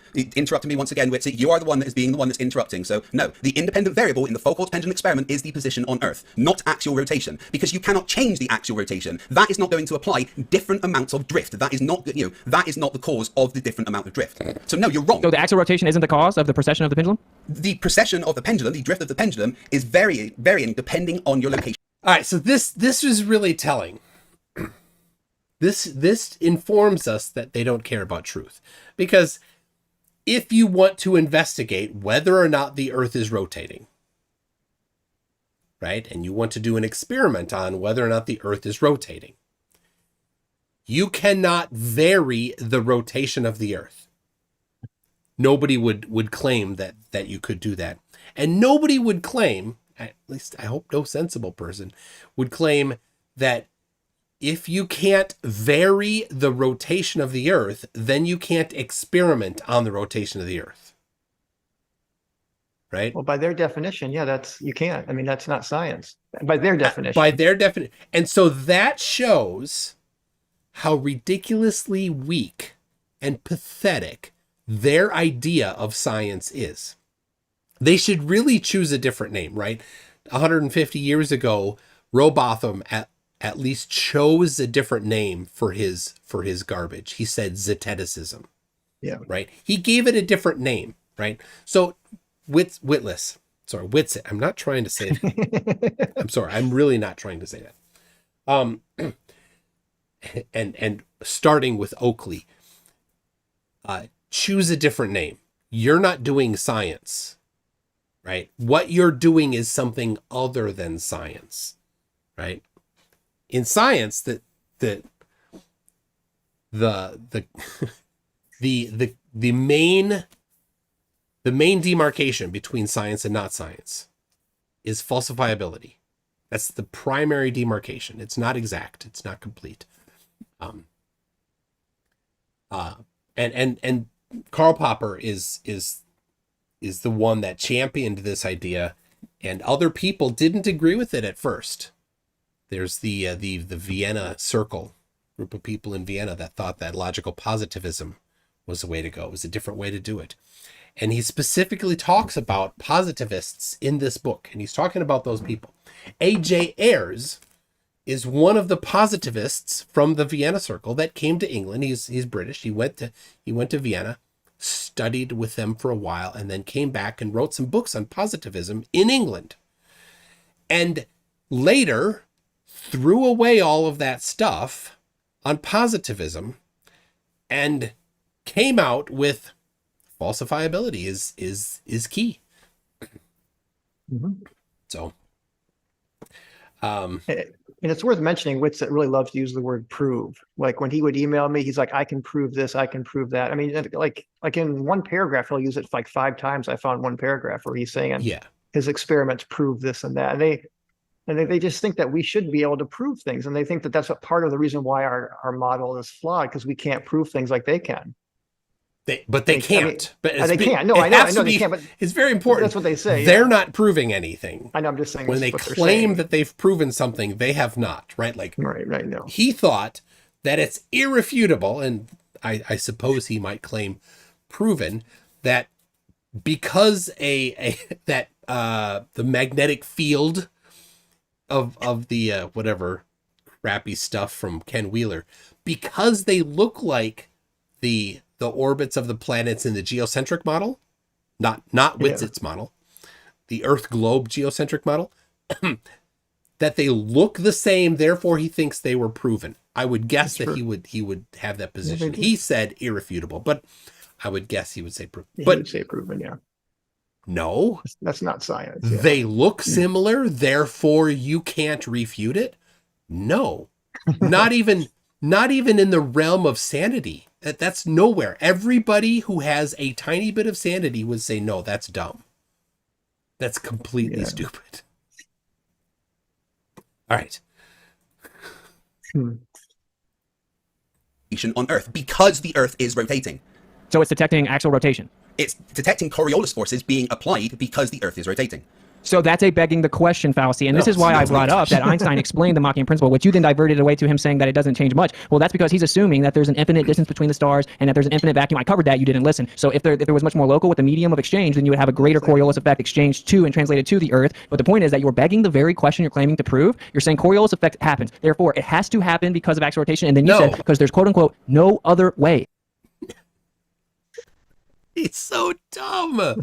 He's so stupid. Oh, WItsit, that is not how science is done. You have an experiment. You test it. Does it match your hypothesis? Yes. Okay. Your hypothesis stands. It's not been proven. It's just been not falsified. Do another one. Yeah, right. Do another one. Do another one. Do another one. 1,000 times later. Hey, every single time we test it, the hypothesis was not falsified. Well, you know what? That hypothesis is pretty stinking good. Or you test it and it fails. Oh, well, that's not very good. Let's try again. Test it again, it succeeds. Well, we have inconsistent. Test again, it fails. Test again, it fails. Test again, it succeeds. Test again, it fails. Right? Over a time, you say, well, we have a lot that failed. Let's go examine them and see what happened. Oh, well, here we made a mistake. Here we did something wrong. Here and the times that we succeeded, we actually blundered on these and they were fails now that we look at them in hindsight. Well, just like the black swan image. I mean, just look at that like several days in a row over the course of a year and see, does every day look like that? I mean, do they even repeat experiments? Do you see them like doing like these? I can see this thing, but I shouldn't experiment.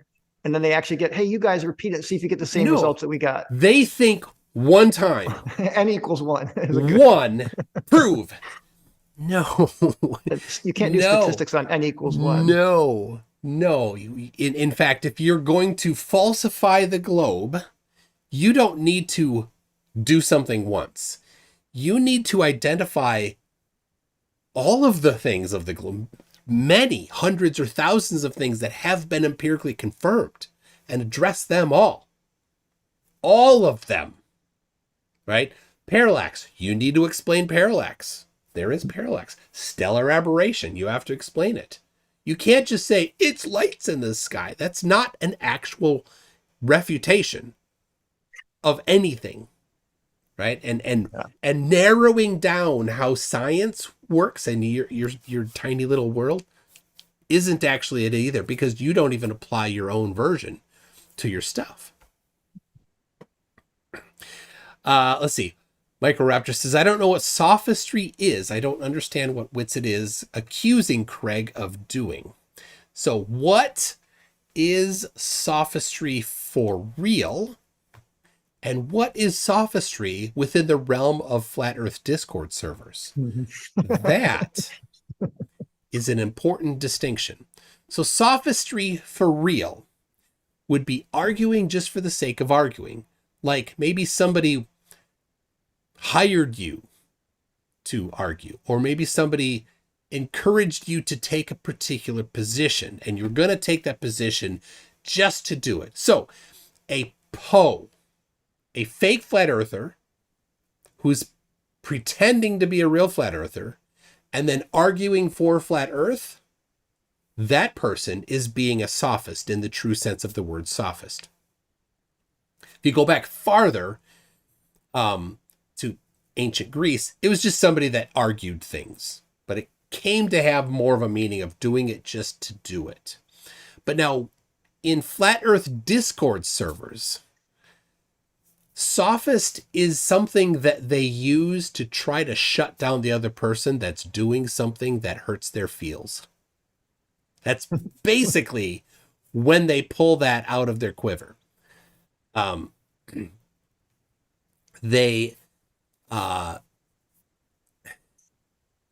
just because Craig was explaining something, it was sophistry to WItsit. How is that actual? It's not, right?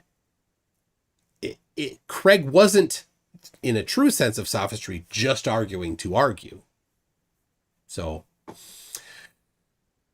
anyway, it's a bit nebulous, but it's definitely not the true meaning of sophistry. But listen to WItsit when he in the future here, because I'm sure he'll say it again, when he accuses Craig of being a sophist, consider what Craig did and see whatever that is what WItsit thinks is sophistry.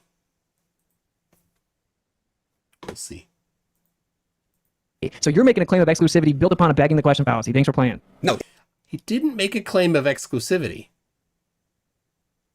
There's words in his mouth. He made a claim that it matched the hypothesis. And WItsit, because WItsit thinks science proves things, is assuming that Craig is claiming proof when he's not. it's not a begging the question fallacy. It is science. That's how science is done. You are basically claiming that the scientific method that is taught to children at high school is a begging the question fallacy, because that is how every single science experiment that you are taught to do as a child works. That is high school level science that you are right now denying. I don't care if you think you're right. You're not. It is not a begging the question fallacy. You are wrong about what the independent variable is. The independent variable is the position on Earth. The fact that it matches predictions 100% kills the flat Earth dead, because the flat Earth has no plausible explanation as to why it happens. No plausible mechanism, no medium to transfer those Coriolis forces. And no, Einstein was just saying that a shell rotating around it would give very small forces. That's it. That's it. He didn't say what you are saying he said. Okay, so what he said was the reason he's invoked is to explain that relativity dictates you acknowledge the validity in the principle. I'm not invoking his belief about space. I'm not claiming that there is a vacuum with stars super far away. It is the principle that is being invoked. And if you understand the letter, he's saying that in order for me to even go on to claim Arthur Eddington and I are going to prove relativity or establish its validity, we have to acknowledge this principle is true. It is the principle that if something moves around the Earth, there will be a translation of motion to the Earth. Now, you want to say that it's because the Earth is spinning. And you don't understand that you're begging that question, and then all you're actually manipulating is your position on this Earth by assuming it's spinning, causing the Coriolis. This is going to get very iterative, and this is like Flat Earth 101. So we can agree. It's just a measurement in the end, though. It's actually not even considered an experiment. It's just a measurement. Agree to disagree. You think that you prove the Earth is spinning by assuming that it's spinning? No, please don't strawman me. You think you prove? Okay, you think that you establish the Earth is spinning by assuming that the Earth is spinning. Okay, so now we can move on to my point that I want to talk about. Well, no. You come into it saying, I don't know if it's spinning, but if it is spinning, then there must be a precession in the pendulum. If it's not spinning, we would not expect a precession on the pendulum. It's not a begging the question. It really is. If you look at it that way, you can call it an experiment. And it's just worth noting that Einstein's quote, he wasn't referring to distant stars. It was specifically a massive shell. I mean, that's what he very explicitly said to Mach. It wasn't. So yeah. So Again, it's probably a case of WItsit parroting what somebody else said about Einstein's letter to Mach. I mean, again, you've just completely ignored how science works. But, if you want to change how science works, WItsit, that's absolutely fine. You do your own version of science. The rest of the world will actually do actual science, okay? That's fair enough. Yeah, because if you think that's what science is, then everyone can just make up any idea. It is science. So what you're saying is anyone can just make up any idea. And then absolutely. Yes. A hypothesis can be whatever you want it to be. You can, as long as it's something that's testable, your hypothesis can literally be whatever you want it to be. Well, let's see what see if any popular and well-known and accomplished scientist has anything to say about that topic. Let me see if I have it. There it is. All right. I'm going to discuss how we would look for a new law. In general, we look for a new law by the following process. First, we guess it. Then we come. Well, don't laugh. That's really true. Go! Yep, we guess it. That's Feynman. That's Richard Feynman. He said it's fine to guess. Yeah. Now, if you make ridiculous guesses for your experiments, you'll wind up with a lot of experiments that are not very useful. So you can use some, inductive reasoning to figure out what kind of experiment you might want to do and how to do it. Okay, and so if you have an observation that you see, then you make up a hypothesis, and then the observation keeps happening, you say, look, it matches my hypothesis, then you think that proves something without independent... We don't think it proves it. You absolute moron. Manipulating that variable. Your independent variable is your presumed cause, okay? Because you have a cause and effect relationship test, right? I mean, he's just parroting Oakley when he says your independent variable is your presumed cause. He says it word for word, verbatim, how Oakley says it. He's listened to it. A lot of flat earthers do. He's practiced it. He's said it over and over and over. It has become his religion. You have an independent variable that allegedly causes the dependent variable, the observed phenomenon. You have to manipulate that independent variable, that cause, to prove it actually causes the effect. You're not doing that. You're automatically starting with the presupposition that the difference on the position of the Earth is because the Earth is spinning. You already bake that presupposition into it. Yes, that's the prediction, which is how science works. You make a prediction from your hypothesis and test your prediction. You don't specifically directly test your hypothesis. The IV and DV in your hypothesis are not going to be your IV and DV in your experiment. For instance, the IV and DV in your hypothesis, you can actually have multiple IV in your hypothesis, but your experiment can only have one. The problem here, WItsit, is you're mixing up a hypothesis and an experiment and kind of forgetting about the prediction part in between. That's fine. If you need to go back to high school and learn the high school level science before we have the conversation, that's absolutely up to you. But if you want to change how science works, that's fine. It'll be okay. Okay, so a hypothesis is a proposed cause and effect relationship test. You see an observation, you're like, hey, I wonder what causes this. You're like, you know what? I think this causes that effect. Then you go and test it by manipulating. It doesn't have to just be about cause. No. Science is more powerful than that, WItsit. That presumed cause to show that it causes the effect. And then you control other variables to make sure that you can isolate that one the best that you can. So agree to disagree. If you think that proves the Earth spins, please keep on saying that to all of your zealots in your chat. You just missed the step in the scientific method, though. You skipped prediction. Why did you forget about that step? The hypothesis involves a prediction. No. Hypothesis and prediction are specifically different things. I can give you hundreds of citations for that. The hypothesis is not the prediction. They are separate things. If you say, if this, then that, this causes that, then you're predicting that that is the cause of that, which means if you manipulate the cause, of course, science is qualitative, not quantitative, right? So if your prediction is... Wait, what? Whoa. I missed that one. He said science is qualitative? Qualitative, not quantitative. It's both. Whoa. It's both, WItsit. Well, that's... What the hell? I'm going to write that one down. That's pretty... Holy crap. I want to get that snippet on a little YouTube short.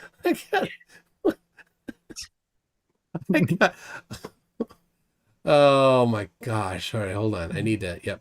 Hold on. WItsit, what do you, WItsit, just give us your candid thoughts about yourself. I'm a stupid flat earther, right? And I'm just a loser. All right, well, thank you. Don't have to be Can you so get the hard time? Can you get the timestamp on that one? That little quote he just said. Oh yeah. That's 52:53. Oh, good. All right, you're gonna have to send me that after. Gosh, I'm gonna. Oh my gosh! He doesn't think you can measure things in science. That says it just summarizes the whole flat Earth science right there. It does. They don't do math. None of them can do math. It's qualitative. All right, I gotta back it up. I want to hear it again. Yeah, let's hear that one again. I almost couldn't believe it. I missed it somehow earlier. All right, here we go. If you say, if this, then that, this causes that, then you're predicting that that is the cause of that, which means if you manipulate the cause, of course, science is qualitative, not quantitative, right? Oh my gosh. Oh, all right. Man. So he's right. He gets some things right. If this, then that is the classic starting point for a hypothesis. Right in here, chapters 3 and 4, right? Talks about how to form it, talks about the logical structure of it. It's not the rote way to do it. But I mean, your hypothesis can involve numbers. It can. Gosh. Here's a hypothesis. Here's a hypothesis, a perfectly valid hypothesis. A benzene ring, a benzene molecule is 6. That's a quantity. 6 carbons in a ring. Right? That's both qualitative and quantitative.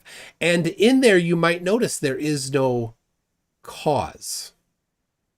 But that's a perfectly valid hypothesis in science. And then you would go and do an experiment to test whether or not benzene is in a ring and has 6 carbons. Right? Yeah. There's no cause involved in that. So unless you're going to go back 150 years and rewrite science, right? Yeah, all the observational science would be out the window. You got to manipulate the cause. Anything, and that's the crazy thing, because he says it's qualitative, which is observational. Mm-hmm. Right. That's actually and he's true. rejecting observational stuff. I mean, it is the ultimate in denialism, because basically nothing ever matches. Everything ever can be rejected by using this method. Wow. All right. Okay, so if your prediction is quantitative, right, that's an after effect of you establishing a cause and effect relationship test. So agree to disagree, right? Now we can talk about your misunderstanding of Michelson-Morley, which I know you're terrified I of. don't have any misunderstanding.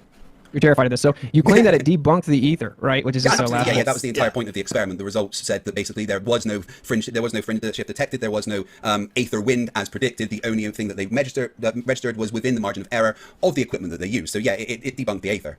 No, actually, what Michelson said was that the conclusions He's going to cherry pick. exclude the idea of a stationary ether, okay? But this is the action, and you want to leave that part out. But of course, it was an attempt to detect the motion of the Earth through the ether. So then there was a predicted value as to what would be seen. And of course, that was not observed. Now, Einstein explains that he came up with special relativity in response to Michelson-Morley to explain the results. And then that's what led him to eventually claim that time slowed down and physically expanded and dilated, slowed down, and that the measuring apparatus contracted.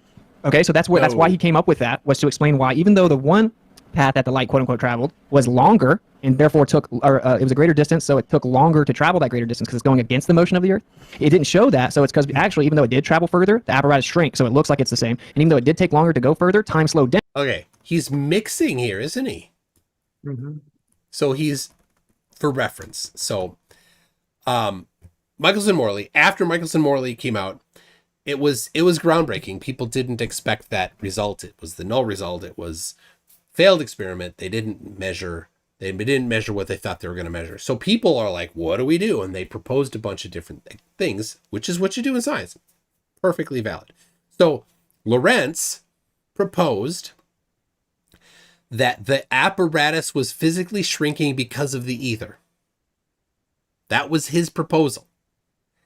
And the quantity of the shrinkage, he came up with his Lorentz formula, right? Yep. Which is The Lorentz. one minus square root One of minus v. what? Well, it's L naught times the square root of 1 minus v squared over c squared. There And you that's go, the Lorentz factor. That the gamma is the Lorentz factor. That's in all the. And so it wasn't Michelson. It was actually Lorentz that said that. Michelson, they weren't talking about any contraction of apparatuses. That was all Lorentz after the fact, trying to figure it out. And Lorentz claimed that the apparatus shrunk, keeping ether. That was his attempt to keep ether, right? To explain it within the realm of ether still existing. Which would have meant that molecular forces would have had to change. That was a big part of that problem, right? Because everything's physically shrinking. And so that has to... Anyway, that's... the reason why it physically shrank is because the ether, pressed it, right? Well, so this is what I just... Right, so... This is what I just... Go ahead. All right, let's say... So you have the arm... Let's say the arm of the thing, right? So here's the classic Michelson-Morley. It actually had multiple mirrors. It wasn't really that long. Let's just take one of the arms. Let's say that this arm is going towards the ether flow, right? This way, towards the camera. And so the light going this way would get slowed down while it went that way because it was fighting against the ether. Right? So then, but they didn't find this. And so they said, oh, that's because the length of this arm shrunk by that certain amount that made it possible.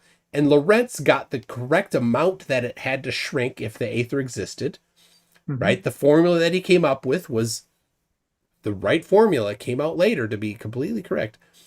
But but it didn't work. That was with Aether, and WItsit thinks that was actually the relativity explanation.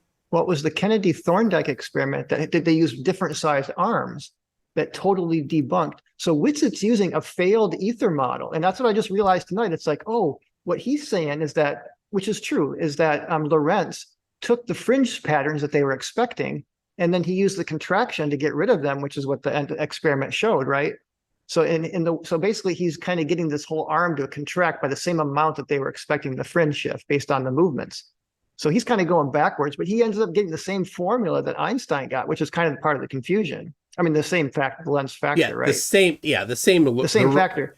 But Lorentz's, it's Lorentz's work to try to explain it within the realm of ether was fantastic work, because even though the ether still didn't explain it, that contraction was correct within relativity, and so Einstein.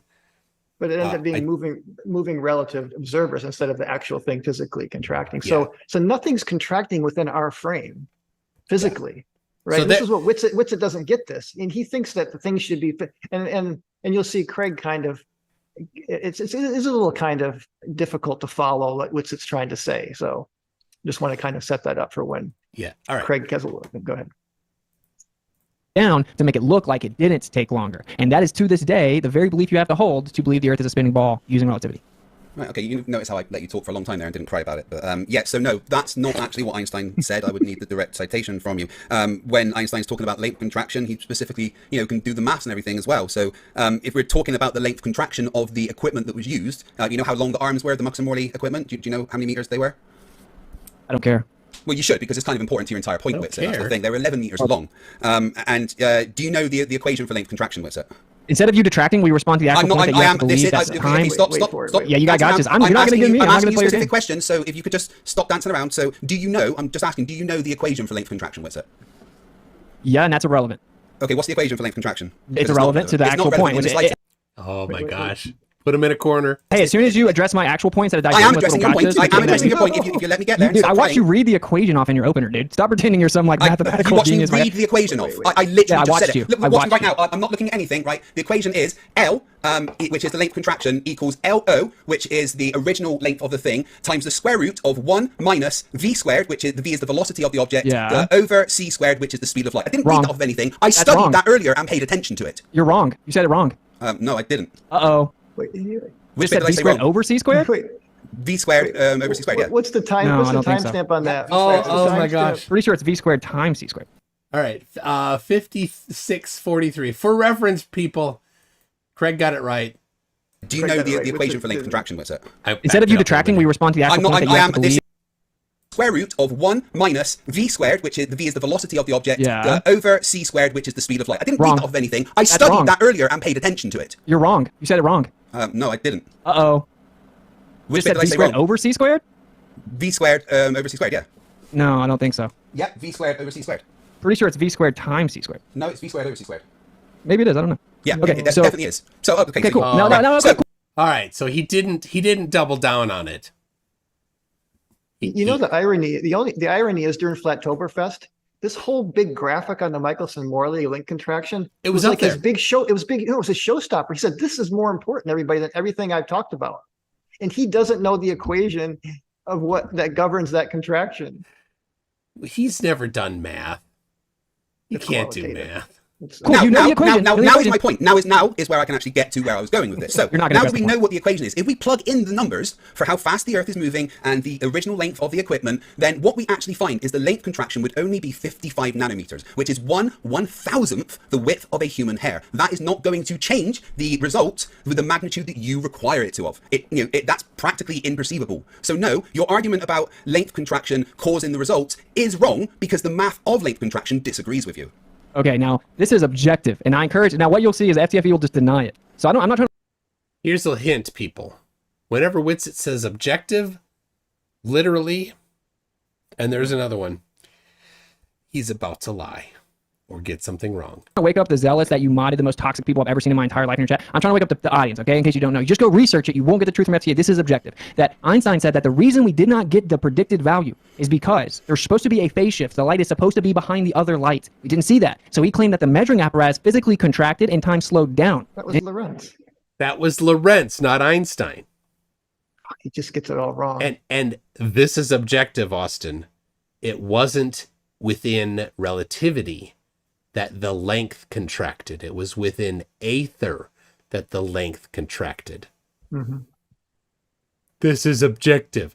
Whenever WItsit says this is objective, he's about to be wrong. Any attempt to use measuring rods or clocks to detect the motion of the Earth around the sun is a futile pursuit because of this illusion that takes place. So would you like to admit that relativity claims you cannot prove the Earth is moving around the Earth, from the Earth, because time slows down and matter contracts? No, absolutely not, because the amount that time slows down and matter contracts is practically imperceivable. So much so that the equations, when you use relativistic speeds versus non-relativistic equations, actually give the same result. So no, relativity doesn't say that. And in fact, you can specifically measure the orbit of the Earth around the Sun using relativistic Doppler measurements. And I specifically got the paper for that earlier, so I can actually pass you that paper to have a look at, showing that the orbit around the Sun matches what we say it to. It is actually the Earth moving and nothing else, based on spectroscopy and Doppler measurements of distant things. So you can use relativity to show that the Earth is orbiting around the Sun. What you cannot use, which is what Einstein was talking about, is the Michelson-Morley experiment, the results of the Michelson-Morley experiment, or any experiment like the Michelson-Morley experiment. That is the only thing that Einstein was talking about. He never spoke about anything else. And when he said that, it was 10 to 15 years before the Michelson-Gale-Pierce experiment, which verified a lot of things from the Michelson-Morley experiment. So no, WItsit, you are completely wrong. Wow. That goes to show you literally don't understand anything, because Michelson-Gale-Pierce is about sidereal rotation. It literally has nothing to do with Michelson-Morley trying to detect the orbit. Secondly, he's giving Michelson-Morley wasn't trying to detect the orbit. a speech talking about what made him come up with special relativity. He says Michelson-Morley in 87 is what started it, right? And then he came up with special relativity, which was like 18 years later or whatever, right? And so he came up with the idea that time contract, or that matter contracts. He actually came up with it. Lorentz did. He stole it and threw out the ether. Then he said time. Oh my gosh. Einstein didn't claim length contraction. Lorentz claimed length contraction. My gosh. Now that's one quote where he says no optical experiment can detect the motion of the Earth around the sun. And he has another quote explaining that to the question whether or not. So when he says no optical experiment can detect the motion of the Earth around the sun, he's very specifically, Einstein is referring to one experiment. If you read that in context, he's talking about Michelson-Morley. Just Michelson-Morley. And he's certainly not talking about Foucault pendulum.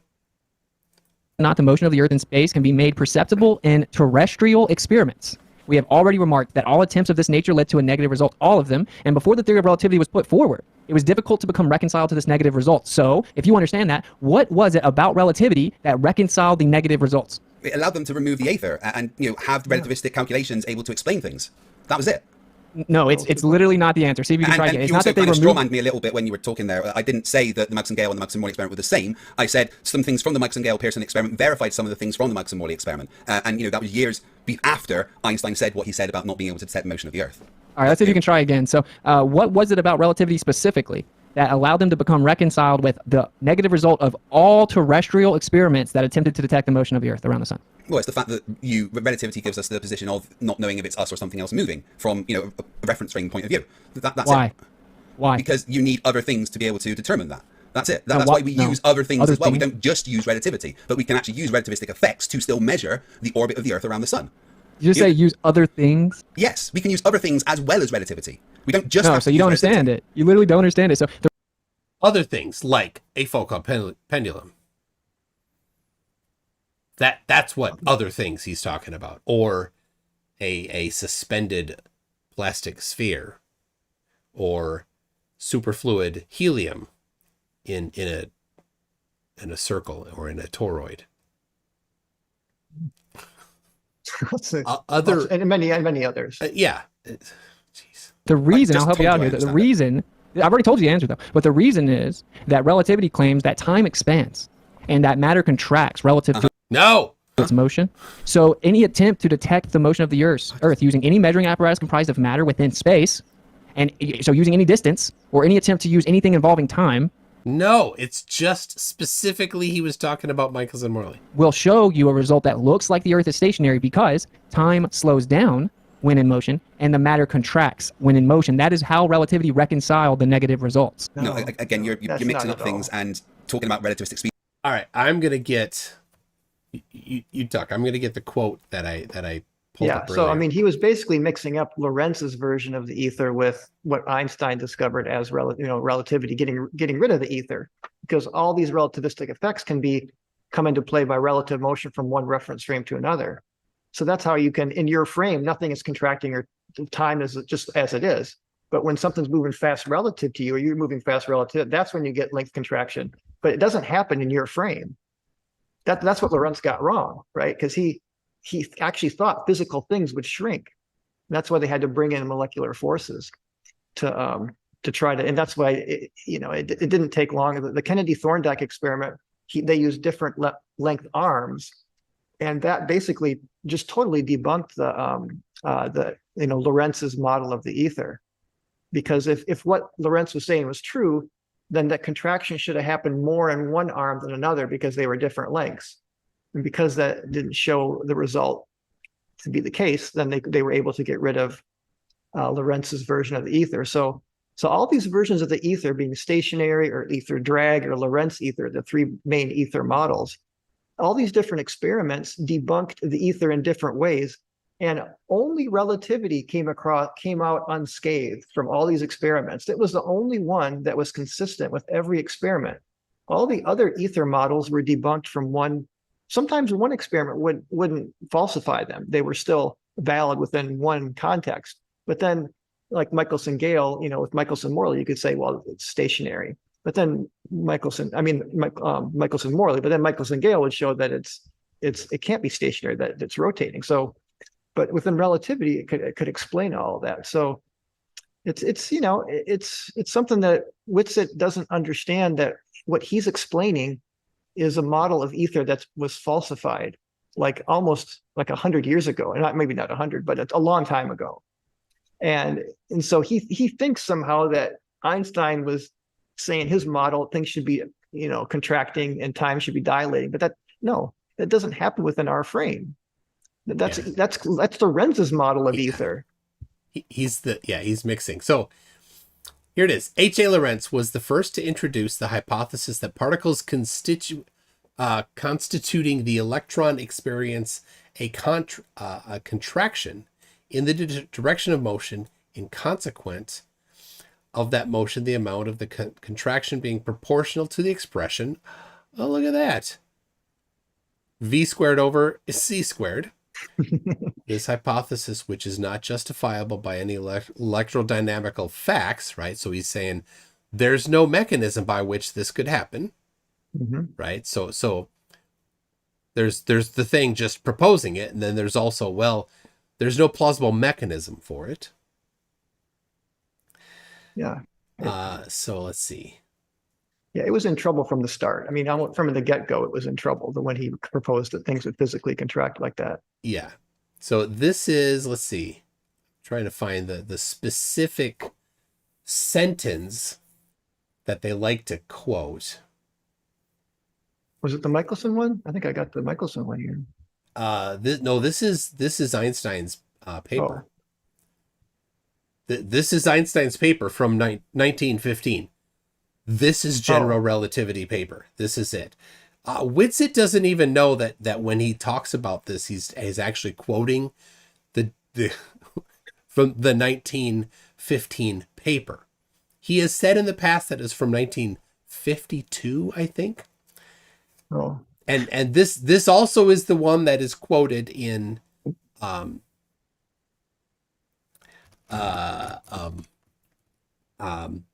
2007 by Hawking, but it was actually just a copy paste of this. What you're looking at here. Mean, is it the sense I can't see your screen. The sense that I have come to believe, quote. No, motion. that was a speech he gave in Kyoto in Japan. Which is also which I believe is also prior to Michelson-Gale. Mm-hmm. Yeah, it is. So all right.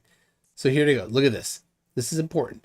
This time t is different when the body is moving perpendicularly to the planes of the mirrors from the resulting when the motion is parallel to these plates. This is, although the estimated difference between these two times is exceedingly small, Michelson and Morley performed an experiment involving interference in which this difference should have been clearly detectable. This is within the realm of ether. But the experiment gave a negative result, a fact very perplexing. Lorentz rescued the theory from this difficulty by assuming that the motion of the body relative to the ether produces a contraction of the body in the direction of motion. The amount of contraction being just sufficient to compensate for the difference in time mentioned above. Right? So now, if we go up a little bit, we find the quote. I gotta find it here. Let's see here. It's to the question, I think, is the, maybe if I search for to the question. Come on. Nope. Oh my goodness. It jumped on me. I know it's on page 51 or 52. And it was in WItsit's thing here. Oh, he does love his quotes. He does. He absolutely does. Oh, he's good. But he never reads the stuff around it. The cheering. I mean, he didn't know that quote was actually from Einstein's paper on general relativity, which is what we're looking at right now. Oh. He didn't know that. All right. Well, I don't know if I'm going to find it. It's in here. Well, anyway, the point is, WItsit's quote is in this passage right here that he likes to refer to, and this is very specifically addressing Michelson Morley. So all of this stuff that he claims about relativity doesn't, all these things about relativity. No. Just about Michelson Morley. And this isn't actually, this is just his justification for how he came to it. This isn't the theory of general relativity. This is just his prelude to it. So, all right. Speeds when there is no relativistic speeds. The Earth doesn't have relativistic speeds. The contraction and the time dilation on Earth is going to be so minimal that it's not going to affect the equipment in the way that you are saying. Einstein didn't use those words that you are saying in the context that you are saying that he did. Just like you misquote everything that Stephen Hawking was saying in the foreword of the anthology book, you're taking it out of context and putting it into something that it's not actually talking about. I know you're trying desperately to divert away from how the whole audience sees you literally don't understand what's going on right now. Every time WItsit says that his interlocutor doesn't understand, WItsit doesn't understand. But the truth is, no, you didn't. You said you can use other things when I asked you, how does it explain it? How does it reconcile it? Einstein explains very specifically, right, that every attempt terrestrially, now, so not just Michelson-Morley, you claimed only Michelson-Morley and things like that. No, anything on the Earth, okay? And he explains that. No, he wrote it in 1915. He could not have been referencing things in the future. He's as amazing as Einstein is, he's not a Time Lord. He's never ridden in the TARDIS. Relativity reconciled that every terrestrial experiment attempting to detect the motion of the Earth was negative by introducing time dilation and Lorentz contraction. And it said that the measuring apparatus of Michelson-Morley actually shrank. So even though the... Oh my gosh, WItsit. Shut up, WItsit. You see, Craig is speaking from the reference of the ether when he's talking about the contraction relative to the ether. So this is WItsit saying that it literally contracts in our frame. No, and that's not our claim, WItsit. I know it's not our claim, but I'm saying this is what he thinks. Yeah, you WItsit. I cannot stress this enough, WItsit. You don't understand what you're talking about. Relativity does not predict length contraction. Lorentz did within the framework of ether, not relativity.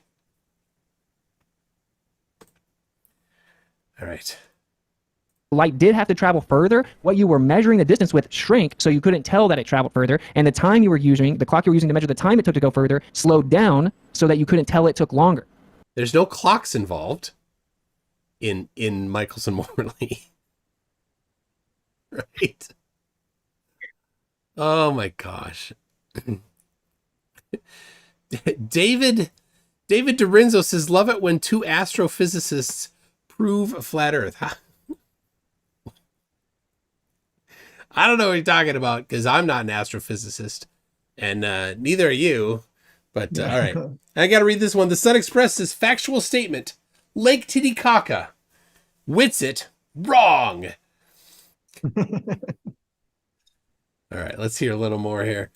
This is basic relativity 101. Okay, well, no, it's not. It's not, because you didn't listen to what I said. The actual maths of length contraction disagree with you. Why is it the actual maths of length contraction disagree with your claim? How so? Are you saying that length contraction wasn't applied to the measuring apparatus? I'm saying that I told you specifically how much the length contraction is. It is 55 nanometers. That is how much the 11-meter arms of the Michelson-Morley experiment contracted by. 55 nanometers. Within Aether framework. Within the Aether frame, exactly. That's it. Okay, how much was the light supposed to be behind the other light? How much was the light supposed to be behind the other light? Well, I'm talking about how much the actual apparatus contracted. Wait, how do you know it contracted? That's it. If we're using the maths of length contraction, right? We're saying that the length contracts based on relativistic effects. Then you follow through the maths, and it shows that the length contraction of the arms of the Michelson-Morley experiment would have been 55 nanometers. So why did he have to apply that math to the measuring apparatus? He didn't. That's my point. The measuring apparatus would have contracted by such a small amount. This is the maths that Einstein gave us for the length contraction. The maths alone disagrees with you. When you it's Lorentz, not Einstein. Michael's, neither. Do the math. No, you're just saying that. Wait, why? I'm not just saying that. I literally did the maths to verify something earlier that I was told. I did the maths myself to verify something that I was told by somebody else. The maths of length contraction. Oh, he did something WItsit has never done. Math. Told by Debunk Flat Earth, DFT. I know who you were told by, right? My other fanboy, but this is not relevant because what you're saying is that how do you know that it contracted? You said, oh, that's what the math predicts. So you didn't know, right? The math was just applied to it and it was assumed. You can't measure that difference. You didn't measure that it contracted. You just assumed it, applied the math to it. So any logical person knows, well, then why did Einstein say that you had to apply that math to it and claim that it contracted? The actual answer is because the predicted value wasn't seen and observed, which means that to claim the light traveled further going against the motion of the Earth, but wasn't being able to be measured was because the apparatus contracted just enough to make it look like it was the same. Why else would he apply that math to the apparatus? He didn't. Lorentz. Again, the 55 nanometers, Austin. 55 nanometers over 11 meters. That is the contraction. That does You're not answering the question. I am answering the question. That does Why not did he apply the math to the apparatus? But he didn't apply the math to the apparatus. Whoa, that's so you're the saying thing. that That's the thing. When you actually apply the math, I'm telling you, this is the math applied to the apparatus right here. I've done it myself, right? I've verified what I was told. So the math applied to the apparatus shows a contraction so small it would not make any difference. 1/1000th the width of a human hair. Your claim is that length contraction is happening. If you use the math of length contraction, it shows it doesn't make a difference. So why was it applied to the apparatus? It wasn't, because it didn't make a difference. Dude, you just don't understand it. Okay, so this is what happened was Lorentz came up with a Lorentz contraction, but he assumed there was an ether causing it to contract the matter. Yeah. Einstein took the Lorentz contraction math, but threw out the ether, and then what he said was, this is because of Michelson-Morley. Einstein explains in his speech, the reason he came up with special relativity was because of Michelson-Morley. Special relativity claims that matter contracts and time expands and slows. No. He's still using Lorentz's. He got it right for a second. I thought he might have it. Yeah, I thought he had it too there for a minute. He's such a tease. He said Lorentz said it contracts, and then he said Einstein says it contracts. No, Einstein used Lorentz's formula, but said it doesn't contract. Oh, jeez. Down. So if Einstein said the reason that I came up with special relativity, which says that time slows down and matter contracts, is because of Michelson-Morley, can you explain to the audience what that means? Right. Okay. Yeah. So Einstein absolutely said that. The Michelson-Morley experiment, the results of that is what led me to my conclusions about special relativity. But he did not say that it's because the time dilates and length contracts. That's not why. That led him to that. You're just conflating the two. Nowhere did he actually say that the result of the Michelson-Morley experiment led me to special relativity because length contraction and time dilation explains what's happening. Nowhere did he say that, and I challenge you to give me a citation of him actually saying that. Yeah. So where did Einstein get the Lorentz contraction from? I don't know exactly where he got. I imagine from Lorentz. Okay. Why did Lorentz propose the Lorentz contraction? To explain relativistic effects. In what? In whatever needs it to be explained. That's why. Yeah, to explain Michelson-Morley while keeping the aether intact is the concise answer. The length contraction equation has both the contracted length and the original length. Now, Lorentz proposed the Lorentz contraction to explain the Michelson-Morley experiment. Again, the length contraction of the Michelson-Morley experiment is so small as to be imperceivable. You are mixing up things. Okay, so because the light doesn't change much, right? You're lost, but the light doesn't change much. I'm not lost. I've actually done the maths, and it debunks your claim, WItsit. The math itself of length contraction debunks your claim. I want a citation. Why did Lorentz propose the Lorentz contraction? I would like a citation that the Lorentz contraction was specifically because of the Michelson-Morley experiment. I would also like a citation of Einstein saying that it was specifically because of length contraction and time dilation that we got the results in the Michelson-Morley experiment. Okay, and you're going to publicly admit to your whole audience once I provide it to you. I think you are making up those quotes because they are not the things that Einstein said. And okay, so yes, the Lorentz did come up with this formula to address Michelson-Morley, but keeping aether. And by the way, FTA was really honest at the end. He did admit that he didn't know that point. It was just like he's like, you know what? But you know, WItsit wouldn't admit that he was wrong with the formula or his mistakes. It's just kind of so. It's funny that how that works. Yeah. David Dorenzo says the fact that WItsit sounds almost the same when you increase speed is priceless. It's like YouTube itself can't keep up with his word salad. The maths of length, you need to listen to this bit. The maths of length contraction debunks your claim.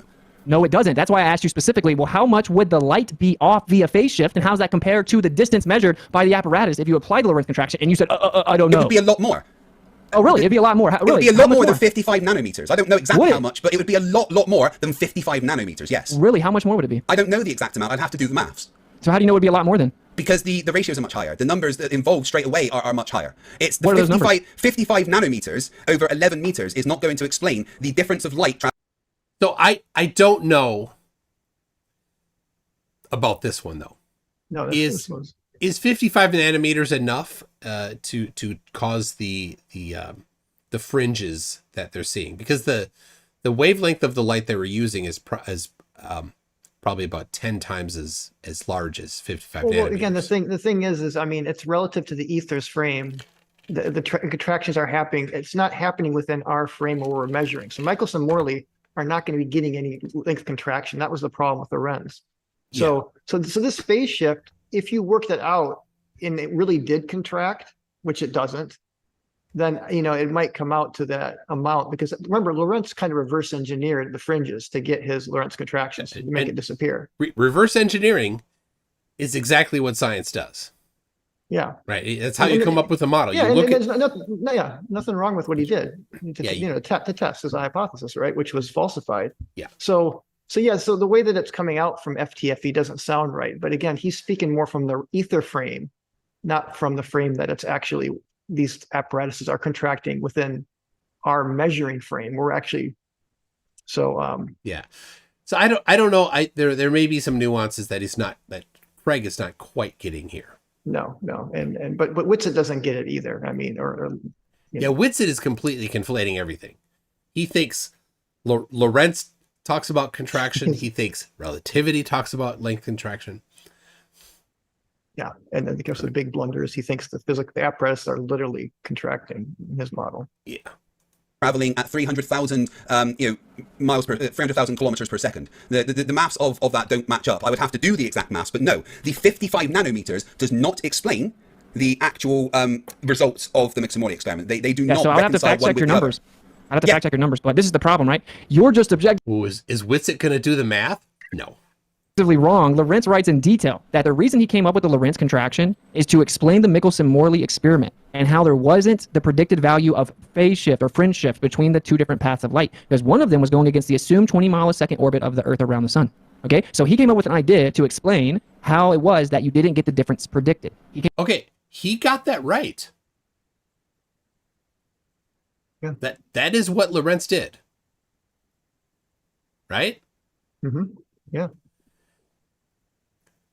This is weird, because I know he's about to get it wrong. Right? But where it's paused right now, WItsit just got something right. It's a weird dichotomy. All right, let's hear it go wrong now. Came up with Lorentz contraction. He claimed the ether contracted the matter. Okay. Then Einstein took the Lorentz contraction from Lorentz, but he threw the ether out. He actually didn't even offer a specific mechanism. And he took the math, and then he used that to explain Michelson-Morley, which is what he's explaining in his speech as to why he came up with special relativity in the first place. Yeah, but the Lorentz transformation is to do with the assumption of there being aether, but there was no aether, there was no medium for that to happen. Einstein didn't need to propose a medium. He was just saying, well, this happens based on what we expect the maths to be. You know, there wasn't... What? There wasn't... Einstein, he never proposed a medium for these things to happen. He just said, well, this is what the maths of relativity shows we expect to happen. Right? Whereas Dude, he integrated the math into relativity because that observation had to be explained. So where was his evidence that matter contracted? It was... There he went. Matter doesn't contract. There he went. The uncomfortableness of WItsit being right was just ended. Yeah. It was a good 30-second Yeah, run there, good job, WItsit. 30 seconds. Well, it's theoretical. It always was theoretical. Based on what? Based on what? Based on maths. No, it was based on the Michelson-Morley. Yeah, the maths of what came out of it and the way to explain what was going on. But the actual contraction of the matter is so small that it wouldn't have affected the results of the Michelson-Morley experiment. Again, 55 nanometers is not going to change the shift, the amount of distance the light has to travel and the time that it takes to travel, and exactly match. That doesn't correlate. You know, I'm going to have to do the exact maths to show that, just like I verified the maths earlier of the length contraction of the arms. But the fact is, the length contraction of the arms is 55 nanometers, which is not going to change the things that you need them to change. Yeah, light is quantified in a very, very small scale. I'm guessing that you're lost, but what you won't do is you won't do a stream tomorrow and admit to your whole audience that you were wrong about all your claims tonight. I can guarantee that. This is James Coleman, professor of physics, explaining the very thing you're claiming in Relativity for the Layman. The explanation which had the most appeal in accounting for the negative result of Michelson-Morley's experiment was... Okay, well, I want to see James Coleman. Did you catch this earlier? I didn't catch that. All right, so people listening along, if you want to listen. So Toon's law of Flurf number 1 is Flurf claims always contradict the Flurf. So WItsit does provide citations on occasion. They never help him. They never do. But he does provide them. Most Flurfs don't. When you ask for a citation, they run. So I want to get a spot to write this down here. Yeah, let's figure out what he's quoting there. But yeah, as you're listening, I want to find what he's saying. You know, because he's the method that Flurfs use is number 1, pick your conclusion. Number 2, look for things that kind of, sort of, almost, but not really support your conclusion. Cherry picking is definitely promoted. Lying is acceptable as well. Number 3, ignore everything that totally contradicts your pre-selected conclusion. Lying is acceptable. And number 4, declare that your pre-selected conclusion has been undeniably proven. So the cherry picking part is where we're at, is probably what he's doing here. So all right, I'm looking. There it is.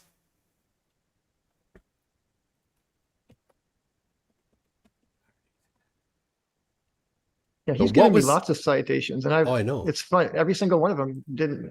I mean, everyone is gold. Everyone is gold. They're all gold. I actually look forward to citations from him. All right, so I'm going to back it up. I want to hear who he's talking about here. Wrong about all your claims tonight. I can guarantee that. This is James Coleman, professor of physics, explaining the very thing you're claiming in Relativity for the Layman. The explanation which had the most appeal in accounting for the negative result of Michelson-Morley's experiment was one that was literally dreamed up for that purpose. It's the so-called Fitzgerald-Lorentz contraction.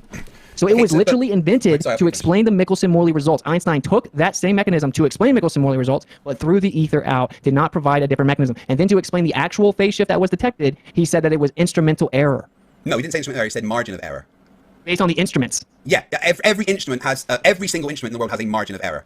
You know, why does it only vary relative to a certain direction and not in all directions? The margin of error of the equipment will only be able to measure certain things.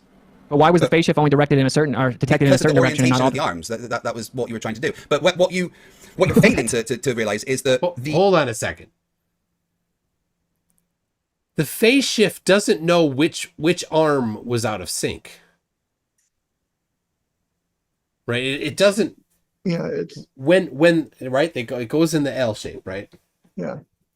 And goes one way, goes the other way. When they come back together, you don't know which one, if there's an a phase shift, you don't know which shifted which direction. Right.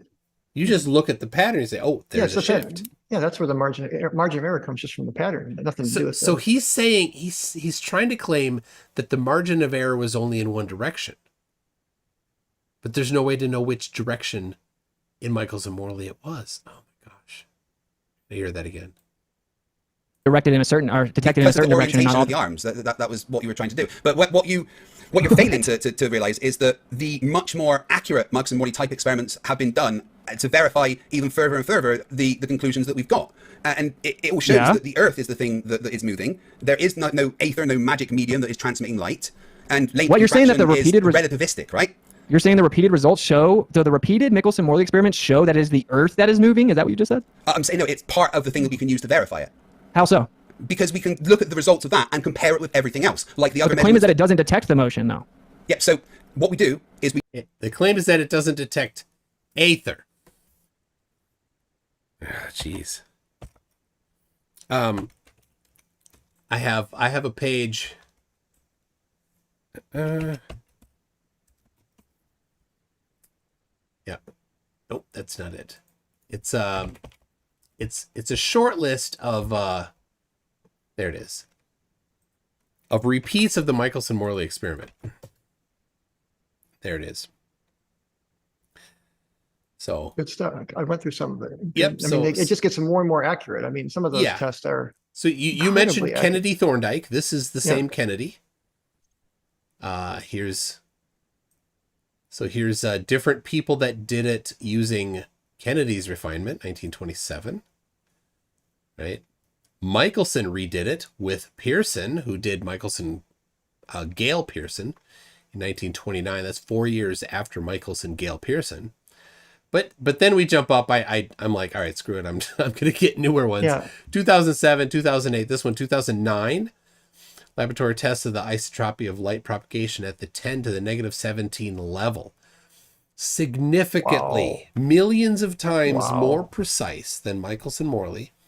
And it found the same thing, that within the sensitivity of the equipment, they did not measure any phase shift. That's incredible. That kind of precision is pretty. I mean, you can't say it's a proof, but it's very, very good evidence. Oh yeah, it's solid, very solid. I mean, solid. See, and that's during our debate. He kept saying, "It's like, well, there's still an error." In WItsit's mind, even 15 decimal places is still a fringe shift. It's part of the process that they use, right? Step 3 is deny everything that they don't like. Whatever method you deny is fine. Yeah. If they like to say, well, that's not precise enough. I demand a zero margin of error. Because they have to have their swirling ether. They can't explain the ring laser gyroscopes or any of that. They can't have those null results. How do you have swirling ether when Michelson Morley measures no movement? It doesn't match. It doesn't work.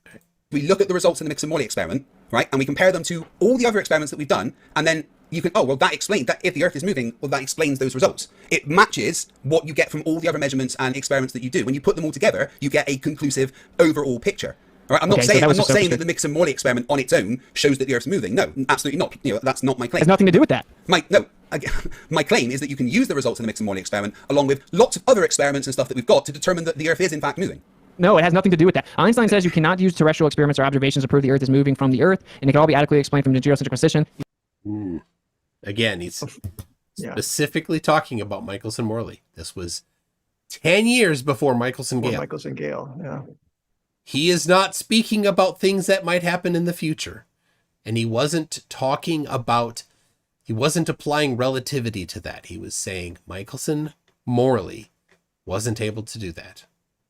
You can use a neotectonic system to explain parallax, retrograde, and all kinds of other things. But the point is that they then went, so you don't know what you're talking about with that. I encourage you to go do the math and look at the difference in the light. You'll find out it does directly and exactly match the Lorentz contraction math. And that's why it was proposed. And then they went and did Michelson Gale Pearson in 1935. And they got the predicted value of sidereal rotation within 9. Whoa, what year? Did he get the year right? I play it back. I don't. Does directly and exactly match the Lorentz contraction math, and that's why it was proposed. And then they went and did Michelson Gale Pearson in 1935, and they got the predicted value. Ooh, he said 1935. Maybe it was a mistake. It was 1925. of sidereal rotation within 98% accuracy every single the Earth time. rotates So my then, right? question Yeah, they measured the rotation of the Earth. The sidereal rotation, they measured. He's just admitted. Right. He just agreed that they measured rotation. What is he? He's going to say it's the ether, though, that's causing that rotation, according to him. for you is, It's if we use the same methodology of interferometry to try to detect the orbit of the Earth moving around It's not the same. the sun at 20 miles a second, and then we use the same exact methodology of interferometry to detect the sidereal rotation, how come we were able to detect the sidereal rotation but not the orbit? Because this is an important thing. That Bryant, you were mentioned to me earlier. Yeah. Right. And this is you don't really get this until you think about it. So when you're on an orbiting planet, orbiting the sun, right? Or orbiting any other body, right? So a moon orbiting the Earth.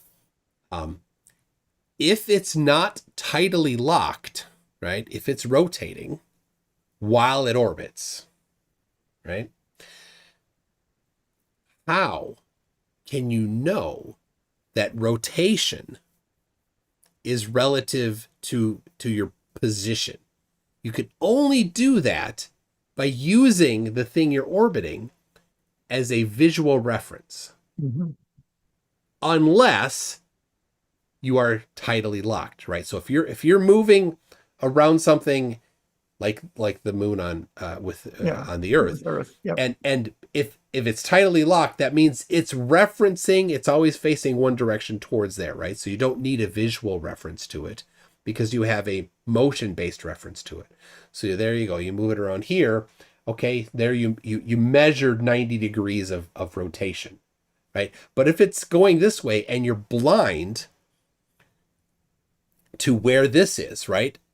Then you don't know where it is, and so you don't know where the sun or the Earth is in relation to you. So you can't, it's illogical to think that you could measure that particular thing.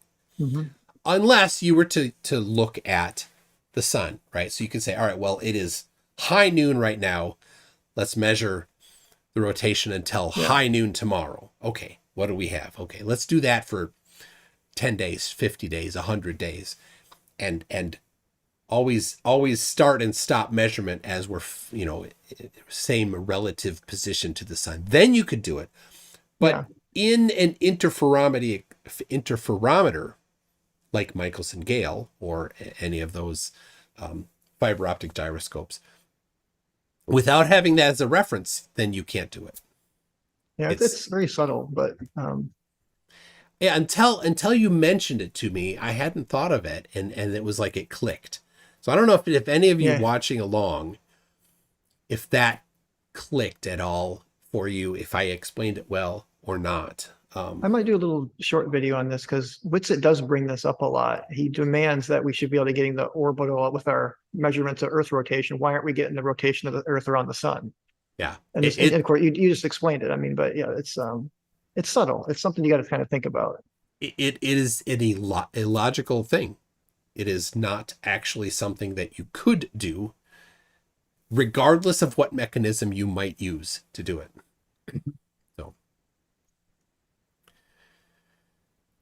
So Michael Heinlein says, not just with Aether, there is actual length contraction in real life too. I don't know about that. I'd send the citation, Matthew, for how that works, specifically in reference to Michelson Morley, because that's what all this is about. All right. Yeah. Does he keep going on this topic, or are we getting towards the end of this? Because it's been one topic the whole time so far. Yeah, they do change a little bit, but they keep kind of, I forget how long this one goes on, but it went on a little too long. I think we're definitely too far into it. Yeah. Right now. All right. And we've been doing this for 2 hours and 15 minutes. So I think this is I think we got through it. I think we got through a good bit of it, yeah. Let's see, WItsit, you need to do better. You need to stop parroting people and actually get to an understanding of this, and then do the actual math. WItsit, do the actual math. Do the If you're math. going to use lens contraction formula, learn the formula. At least be able to, which is obviously clear he didn't do them. When you can't, even say what the formula is, you've never used it even once. But anyway, I don't think WItsit has ever done any algebra, except in school, probably. I mean, I can forgive that's someone if they don't know the Lorentz contraction formula off the top of their head. But when you hear it, if you've seen it before and you hear someone say it, you're going to be like, "Oh yeah, that's it." You're not going to correct them and say, "Oh, it's V squared times c squared." I'll give him a pass on that because he did not double down. He said he could be wrong. You're true. You're right. I'll give him that. WItsit, you get that one. And I've said this before, I don't think that memorizing formulas is a necessity. No. We could always look them up. So you want to be sure you're right? So if you think you have it memorized and you have it wrong, then that's a problem. See, that's the benefit of looking it up. That if your memory is wrong, then okay, I just quick verified. But he initially though he was like, "I got you," kind of. His attitude was like, "I got you." He wasn't humble about it at all. But then he finally, after a couple, anyway, credit where it's due. He didn't press that one. So yeah. All right. I don't know. So Matthew, where'd he go? Matthew Heinlein. Matthew Heinlein, he doesn't give me many breaks, and I don't give me breaks. If I'm wrong, I want to know about it. My wife was just talking. The same way. My wife was just talking about this the other day. She's like, "Well, you always think you have to be right." We were not arguing or anything. We were just joking around. And I'm like, "Yeah, absolutely. As soon as I find out that I'm wrong, I'm going to change my opinion on it so that I'm right again." Mm-hmm. So Matthew, I don't want to be wrong. If I'm wrong, correct me. I do want to know. So you can email me, mctoon@mctoon.net. Because links get auto-held in the comments. And I do. I try to review, but there's so much. There's so many. I just can't review everything. And there's a lot of links that I look at and say, nope, I'm glad that because there's spam, there's naughty stuff that goes through. Probably get some stuff from Santos, right? Oh my gosh, Santos. He sent me four voice messages on Facebook. I did not include them in the video that I did the other day of Santos. Oh, so it got even worse. No, it's a lot of the same stuff. Okay. But his ego is so huge. He said that he's telling me that I'm going to be a nobody and nobody's going to know who I am. And that, basically because he is so well known and he's so amazing. And then I looked, so the video of him, the 12-minute video of him just being an absolute douchebag, right now is at 17,000 views. Oh, it's that high already. And in the last month, he has no video over 15,000. And he's calling you nobody. So it's funny. Hey, Team Skeptic is here. Good to see you, man. And Timbo Turtle says, "You are wrong about Tron Legacy. It's a BAB film. BAB film. Maybe he meant Babe film." And I agree. You're right. I never thought it was a Babe film. It's definitely not a Babe. He says it is a Babe film. It's a Babe film. No, I disagree. I mean, you could say there's some in it, but it's not really a Babe flick, right? So, bad. He meant bad. Oh. Well, we're gonna have to disagree on that one. I liked it. In fact, today I looked up the new Tron Ascension, I think, is what one of the proposed names was that they had. It was back in 2015. There was a full script written for it, and the guy that was working on it is not even on it anymore. That script's all gone. Disney owns the rights, and Tron Legacy did about 400 million in the box office. And Disney's like, yeah, that's good profit, but we don't do non-blockbuster movies. We only do billion-dollar movies. This 400 million, we can't be troubled. Yeah. So it sounds like that is the current holdup, is that Disney's like, it's not big enough. So. Well, anyway, just to put a little plug in, though, I'm really working on these Artemis 1 videos. I post another one tonight. So my one I posted just the other day is one of my more popular videos already on my whole channel. Just kind of took off over 1,000 views. Nice. But to me, it's just such, I mean, undeniable proof. When we're arguing about, geometric horizon, when we have like these photos. Careful about proof. Oh, for real. I know, but still, in my mind, it is. I mean, we're using it in a colloquial term, right? Right. Yeah. It's just habit. So, but anyway, it's exciting times to be debunking flat Earth. Yeah. Lots of good stuff. It's amazing. There's a rocket currently on its way to the moon, or is it in orbit already? I don't remember. And Astronomy Live's tracking it. I mean, he's tracking it the whole way. That's what I kind of chronicled some of his stuff in my video today. Is he got the the translunar injection burn? He captured that as it came around. He got it. That's when they say that they like to claim it went into the ocean. Well, somebody must have seen it go into the ocean, or you wouldn't make such a claim, right? If you say it went into the ocean, you need to have evidence for it, or you're lying. Yeah. Or Eric DeBay was like, "Oh, it missed the moon because there's a moon in the background, and it kind of went like this."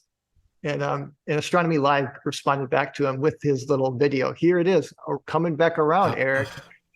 How stupid! How so stupid can you be?